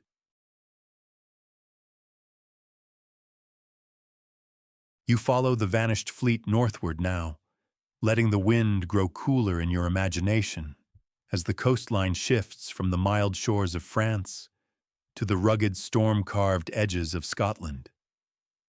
The air here feels different, wilder, sharper, carrying the scent of pine and peat smoke, and the history feels different too, as though the land itself has learned to cradle secrets rather than expose them.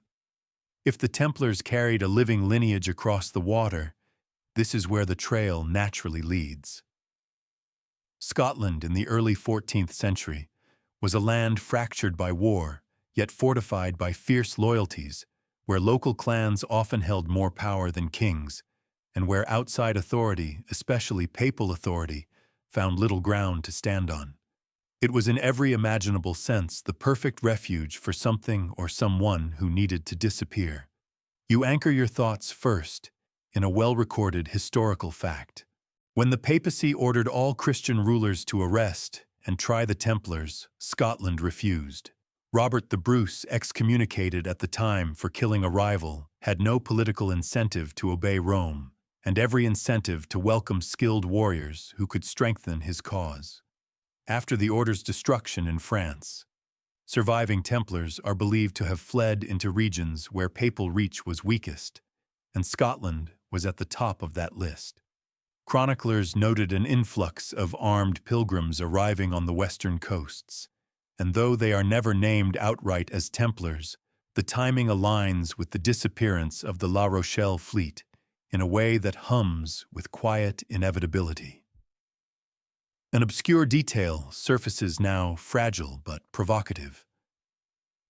In the Book of Pluscarden, a 15th-century Scottish chronicle, there appears a reference to certain strangers from beyond the sea who were granted shelter by sympathetic clans during the years surrounding Bannockburn.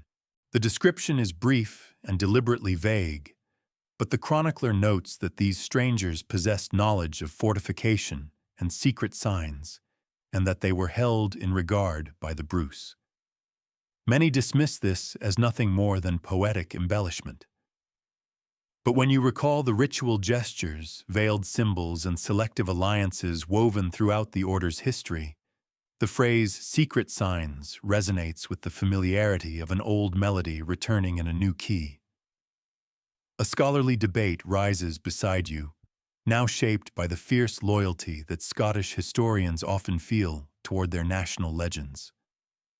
One school of thought insists that Templars fought alongside Robert the Bruce at the Battle of Bannockburn in 1314, providing tactical knowledge that contributed to Scotland's improbable victory.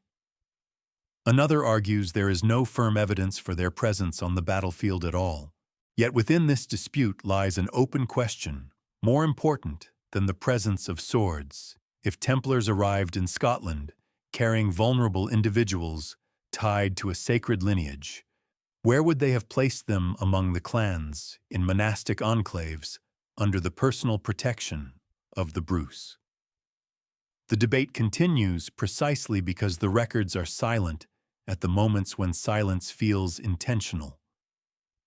A callback drifts into view from the earlier chapter in which the Templar fleet slipped away into the Atlantic fog. Those unnamed passengers carried swiftly from French shores under cover of darkness needed somewhere to land that offered both obscurity and loyalty. Scotland provided both. Unlike the courts of England or France, Scottish power structures relied less on centralized authority and more on personal allegiance. A person could vanish into a clan household simply by taking on a new name. A child could grow into adulthood with no one questioning their parentage, and a lineage, if that is what the Templars transported, could continue quietly protected by the fierce confidentiality of a culture that valued kinship above decree. You imagine the scene as the first of the Templar ships approached the Western Isles. The sky is low and gray. The sea churns with cold determination. A lookout spots land rock formations rising like dark sentinels from the water. As the ship nears the coast, a small group waits on the shore, cloaked in thick wool torches flickering in the wind. These are allies who received messages long before the French arrests signals passed through routed messengers or encoded phrases shared by brothers who had learned to expect betrayal. The landing is silent, swift, without ceremony. Among those who step onto the rocky beach may be individuals concealed within cloaks, their faces carefully hidden, ushered away before dawn. You can almost feel the tension lifting from the Templars' shoulders as they reach land beyond the reach of King Philip's ambition. A factual anchor strengthens this image. Scottish clan structures offered asylum to foreign warriors throughout the medieval period. The MacLeods, MacDonalds, and Sinclairs all had histories of adopting outsiders into their ranks when circumstances demanded it. The Sinclairs in particular maintained unusually strong connections to symbols later associated with the Templars. Their seat at Roslin, later known as Rosslyn, became a center of architectural motifs that some researchers believe conceal Templar signatures. At the very least, the family's coat of arms and later genealogical traditions show a comfort with mysteries that linger at the edges of recorded history. This leads naturally into a controversial interpretation that scholars alternately embrace and reject with equal fervor. Some researchers argue that the Sinclairs were entrusted with elements of the Templar legacy, perhaps even with individuals linked to the sacred lineage. Critics insist this is romanticized myth-making. Yet when you place this possibility alongside the Templar fleet's disappearance, the Bruce's political isolation, and the Sinclairs' long-standing reputation as guardians of unusual knowledge, the speculation begins to feel less implausible. You sense that the truth, whatever it was, needed landing ground. And certain Scottish clans were uniquely willing to carry burdens too dangerous for continental nobles to shoulder openly. A soft ripple of humor drifts through your mind as you picture a bewildered Scottish chieftain being asked to shelter a child or family whose identity cannot be disclosed. "I will keep them safe," he might mutter, "but someone better tell me if they're allergic to barley before we serve supper." Even in the gravity of secrecy, simple human concerns find their way to the surface. Your awareness widens, now taking in the broader political landscape. Scotland was fighting for survival against England. Robert the Bruce needed allies who could not be bought, coerced, or manipulated by foreign kings. The Templars, stripped of their estates, but not their loyalty to their deeper mission, offered something rare, unwavering commitment. This mutual need created a partnership built not on wealth or authority, but on shared defiance. In such an environment, safeguarding a lineage, especially one with theological implications, became not only possible but practical. Scotland's political isolation became sanctuary. A callback from your exploration of rituals adds another layer to this refuge. The veiled symbols, the sealing gestures, the oaths woven with metaphors of continuity, all these could have been passed quietly into the culture of their protectors, not through written documents which remained vulnerable, but through architecture, funerary art, and oral tradition.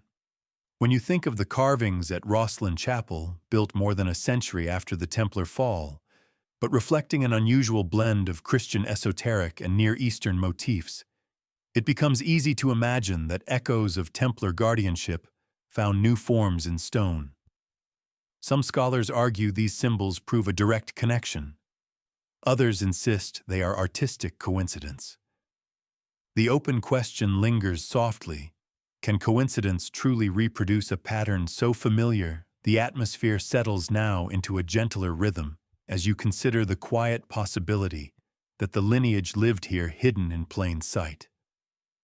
A child might have been raised among the clans taught to farm ride or wield a blade unaware of the significance of their ancestry. Or perhaps the family knew and guarded the knowledge with the same silence the Templars had taught them.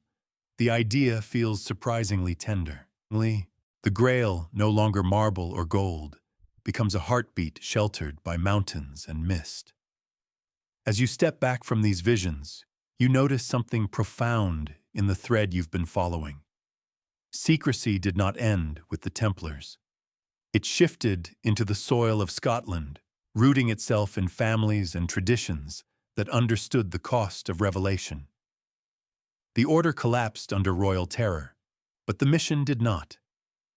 It simply changed hands. And now, with Scotland's refuge gently settling into place, the story leads you onward to a different kind of evidence, one not written in books or carried across roads, but carved into stone and encoded in manuscripts that survived long after those who created them vanished. You move now from the rugged sanctuary of Scotland into a quieter, more contemplative realm where truths no longer travel by horseback or ship but by symbol. The air shifts again, still cool, but threaded with something more fragile than wind. Here, history speaks through carvings, marginalia, architectural oddities, and ink-stained pages that survived not because anyone meant for them to endure, but because their creators understood that silence alone could not preserve everything. If a lineage was hidden, and if guardianship passed from the Templars into the safety of clans and noble houses, then echoes of that transition would inevitably surface in the places where memory takes material form, stone, and script. Your first step lands on a solid factual foundation. Rosslyn Chapel, built in the 15th century by the Sinclair family, contains an astonishing range of carvings, angels' vines, geometric knots, strange plant motifs and patterns that resemble both Jewish and Near Eastern iconography. Historians agree that the chapel's artwork is unusually eclectic for its time, blending Gothic Christian imagery with elements more common in Crusader architecture. Although built long after the Templars were formally suppressed, documentary evidence confirms that the Sinclairs had earlier associations with knights returning from the Holy Land. Some of the chapel's carvings echo motifs found in Templar sites across Europe, suggesting a continuity of symbolic language rather than coincidence. This factual overlap may not be proof, but it draws a quiet line between two worlds that official records insist never touched. As you absorb this, an obscure detail begins to reveal itself like a faint etching becoming clearer beneath candlelight. In the sacristy's hidden corner lies a weathered gravestone, carved with a pattern known as the five-petaled rose within a compassed circle. The design appears in a small number of medieval manuscripts associated with esoteric genealogies, where it is said to represent a protected lineage continuing through the storms of history. Most visitors overlook the stone entirely. Scholars debate its relevance. Yet the symbol surfaces in one other unexpected place, a coded diagram in a 15th century French manuscript attributed to a scribe connected to remnants of former Templar families. The manuscript describes a family preserved where the mountain winds guard the dawn. The imagery, vague yet evocative, matches both Scottish landscape and Templar metaphor. The resonance feels uncanny, as if two distant hands drew the same idea without ever meeting. A scholarly debate rises now, murmuring around you like scholars pacing in a medieval library. The core disagreement concerns whether Rosslyn Chapel and similar sites truly preserve Templar symbolism, or whether interpretations are the imaginative projections of modern Romanticism.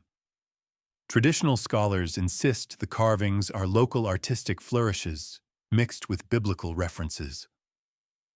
Others argue that too many patterns align with Templar-era motifs to dismiss entirely.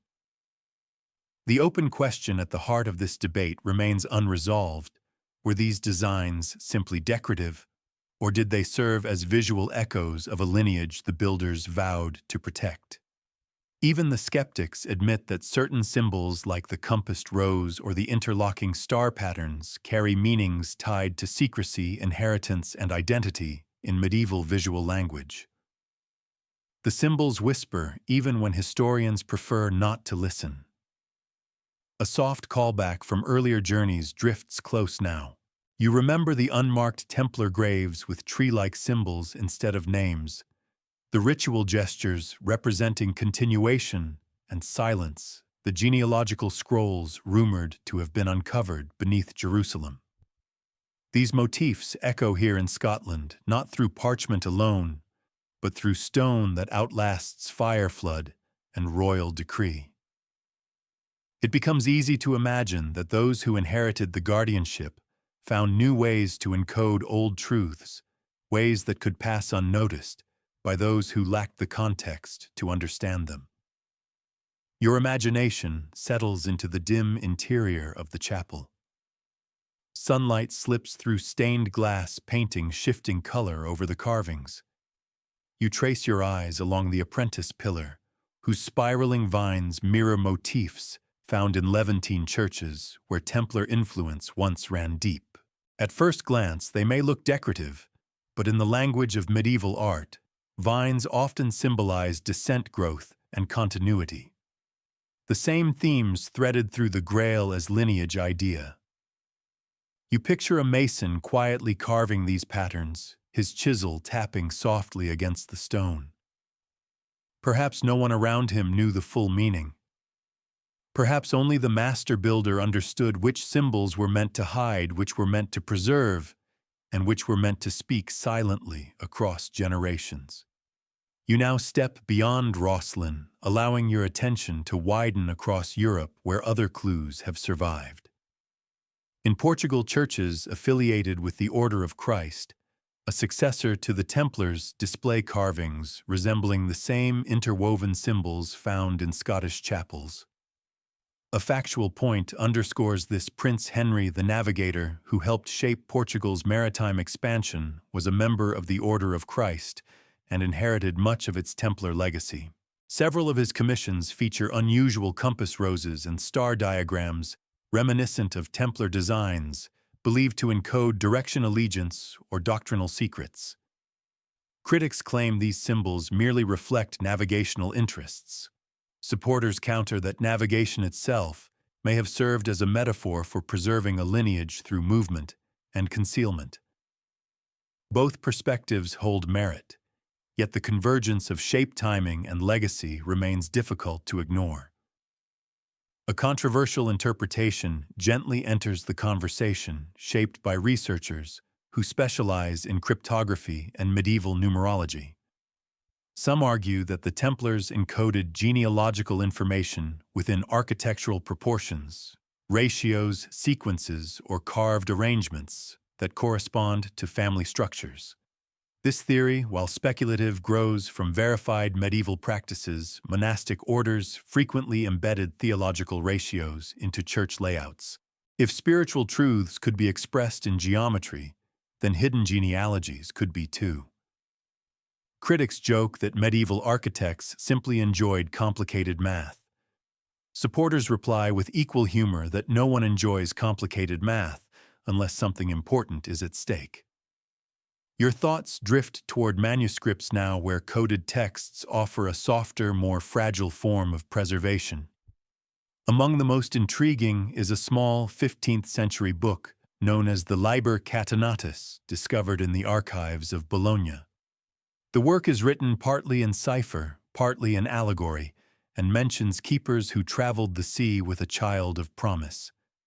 The phrasing echoes the imagery of the vanished Templar fleet and aligns with the stories of sanctuary in Scotland. The manuscript does not name the order explicitly, yet its metaphors mirror those embedded in the lost gospel fragments you explored earlier, threads of inheritance, continuity, and silence. Scholars disagree on authorship, timing, and intention, but even the most skeptical admit that the language feels out of place for ordinary devotional writing. It carries the unmistakable cadence of someone trying to say more than they dared to say openly.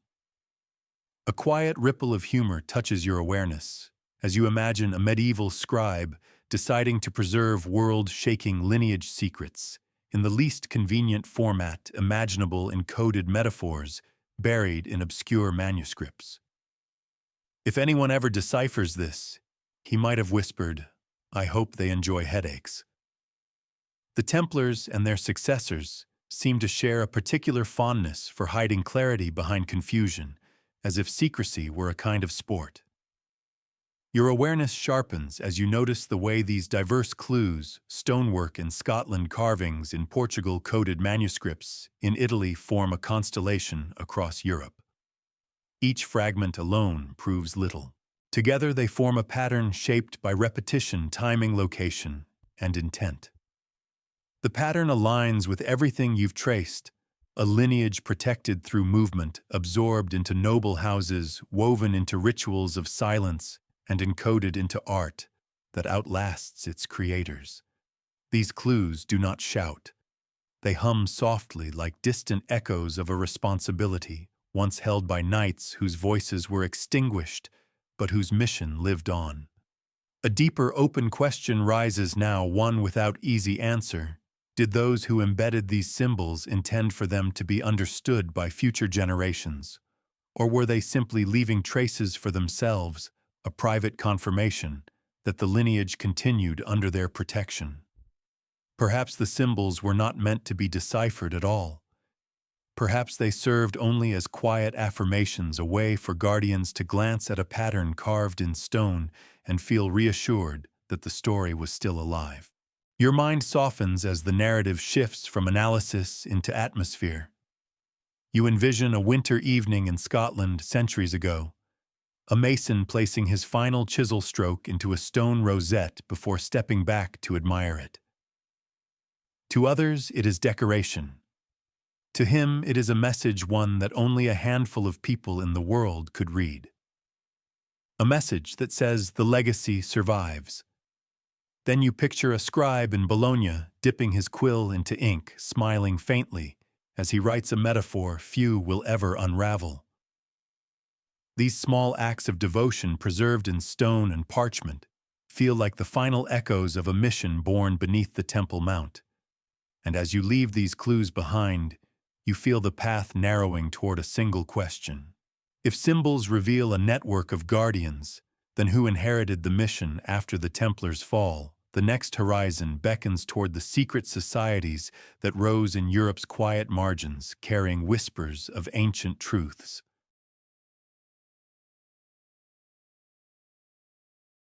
You move now into the quieter centuries that followed the Templar collapse, letting the story exhale into the hidden chambers where Europe's most elusive societies took shape. The smoke of stake fires has drifted away, the clang of armored hooves has faded, and what remains is an inheritance passed through whispers rather than commands.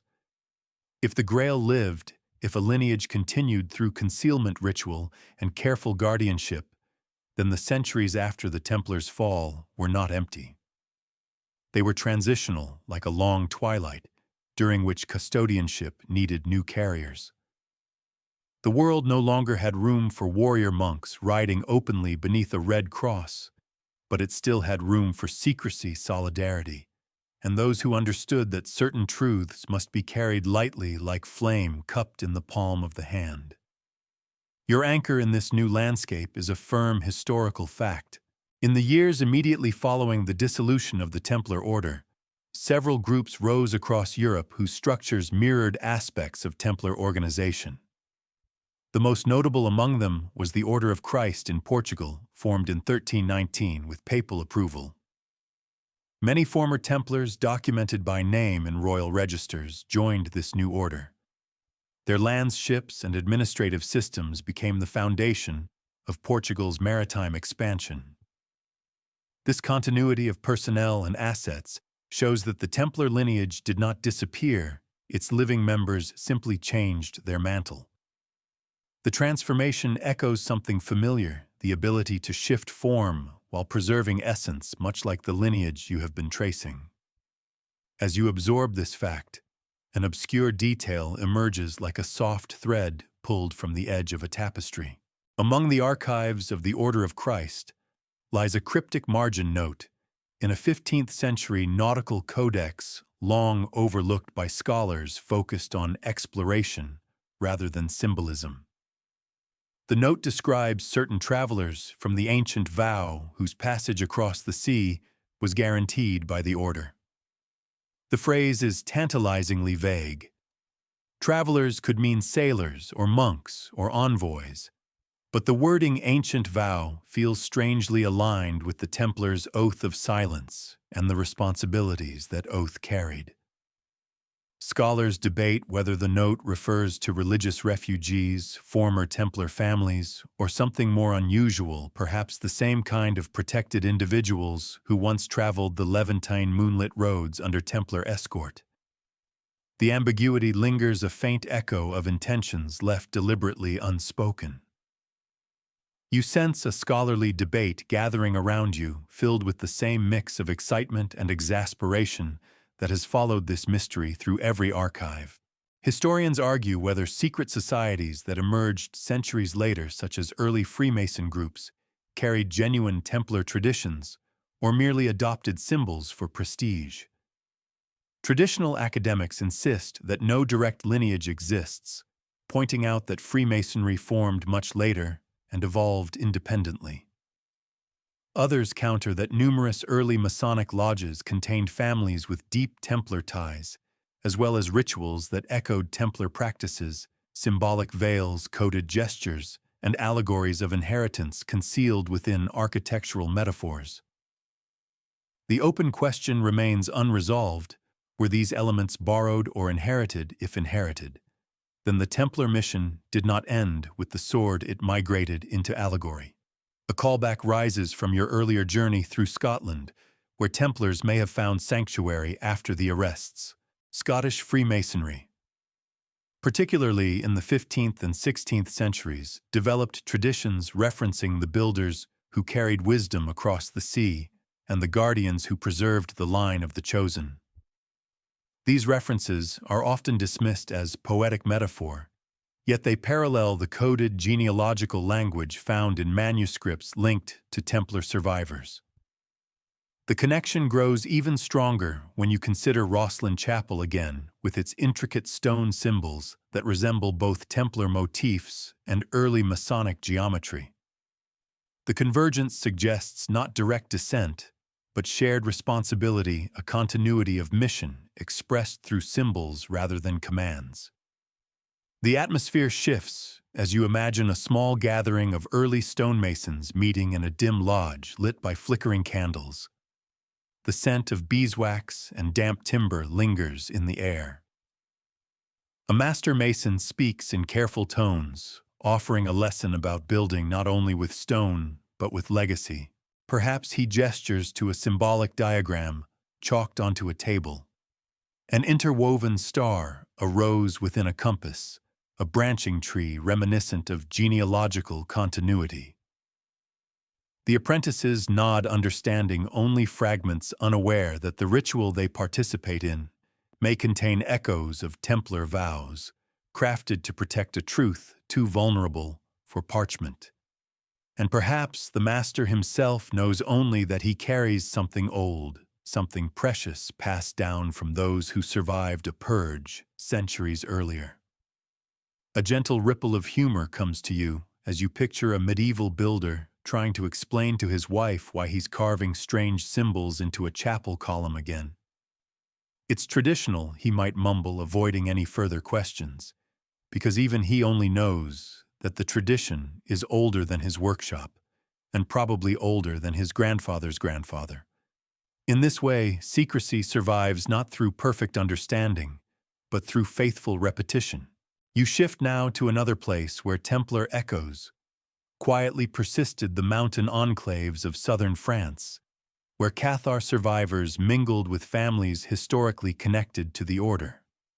A factual anchor here is that several noble houses linked to the Templars, particularly in the Languedoc region, continued to fund cryptic manuscript production well into the 15th century, long after such works had fallen out of favor elsewhere. These manuscripts often included genealogical symbolism, coded references to hidden heirs, and allegories about protecting the flame that moves through generations. Though scholars debate their meaning, the timing aligns with the period when Templar refugees were still being absorbed into sympathetic communities. It suggests that the mission's memory, even if fragmented, was kept alive in pockets resistant to centralized religious authority. This leads you gently into a more controversial interpretation, floating among researchers who specialize in esoteric traditions. Some propose that the Grail lineage, if it survived, became self-sustaining by the late Middle Ages, no longer dependent on a single guardian order. Instead, it was protected by a distributed network of families, lodges, and monastic groups that each carried fragments of knowledge. Critics argue that such theories romanticize coincidence. Supporters respond that the consistency of symbols across unrelated regions is too strong to dismiss. The truth likely lies between these poles, a pattern of inheritance maintained not by a single chain of command, but by overlapping circles of memory. You recall now the coded manuscripts of Bologna, the carvings in Rosslyn, the navigational symbols commissioned by Portuguese explorers, and the genealogical metaphors hidden within monastic poetry. These were not random artifacts. They form a constellation of intentional echoes. Each whisper suggests that guardianship transformed over time, shifting from armored knights to families who passed stories at dinner tables, to stonemasons who embedded metaphors in stone, to explorers who carried symbols across oceans. The lineage, if indeed it still lived, was no longer a secret protected by warriors. It had become a secret protected by culture. Your thoughts drift into a soft twilight as you imagine the final Templar survivors aging within the quiet corners of Europe, some in Scotland, some in Portugal, some in France under new identities. Perhaps they looked at their children or grandchildren and realized the burden no longer belonged solely to them. Perhaps they saw that secrecy works best when it disperses, when no single person holds the entire truth. So they separated the knowledge part to families, part to lodges, part to oral traditions, part to architecture. Truth fragmented becomes truth preserved. An open question rises now like a final candle flickering in a darkened room. Did any later society truly know the full nature of the Grail mission they inherited? Or were they simply carrying the echo of a duty whose origin had been obscured by time? The absence of clarity may be intentional. If the Templars believed the lineage should survive without becoming a banner or ideology, then obscurity was not a flaw. It was success. Your awareness softens as the narrative eases toward its final horizon. Across the centuries, symbols multiplied, stories blurred, and guardianship shifted into hands that may not have understood the full magnitude of what they protected. Yet the continuity of certain motifs, the rose, the compass, the interlocking star, the silent oath suggests the mission remained alive, woven into Europe's cultural fabric, like a thread stitched too deeply to remove. And now, as the story nears its last turn, you prepare to gather the strands into a single, quiet truth. What survived was not the order, nor the treasure, nor the myths of power. What survived was the idea of a lineage worth protecting, and the devotion of those who believed that such a lineage should never become a weapon in the hands of kings.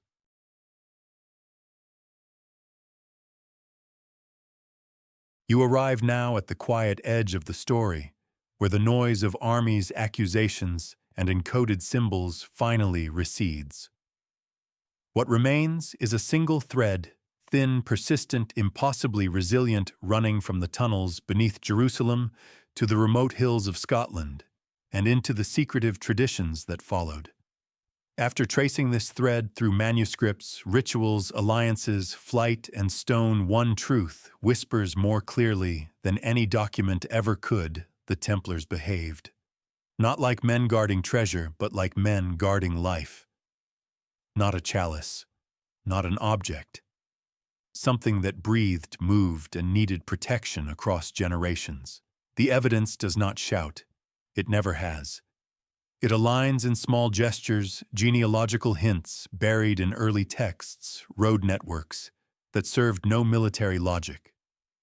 Vows shaped around silence and continuity alliances with families capable of hiding origins, and a fleet that vanished rather than surrender what it carried. None of these fragments prove a sacred bloodline existed, but together they form a pattern shaped by guardianship rather than conquest. A pattern that suggests the Templars believed they were preserving something that could not fall into the hands of kings or clergy without catastrophe. So the verdict, gentle but firm, is this: whether the lineage was historical, symbolic, or a fusion of both, the Templars acted as if it were real. Real enough to hide. Real enough to flee with. Real enough to die for. And perhaps that is the truest measure: belief expressed not in doctrine, but in sacrifice. Their order collapsed. Their leaders burned. Their name became myth. But the idea they protected, whatever form it took, slipped into the world like a quiet ember carried in cupped hands. Not extinguished. Not exposed. Simply passed on.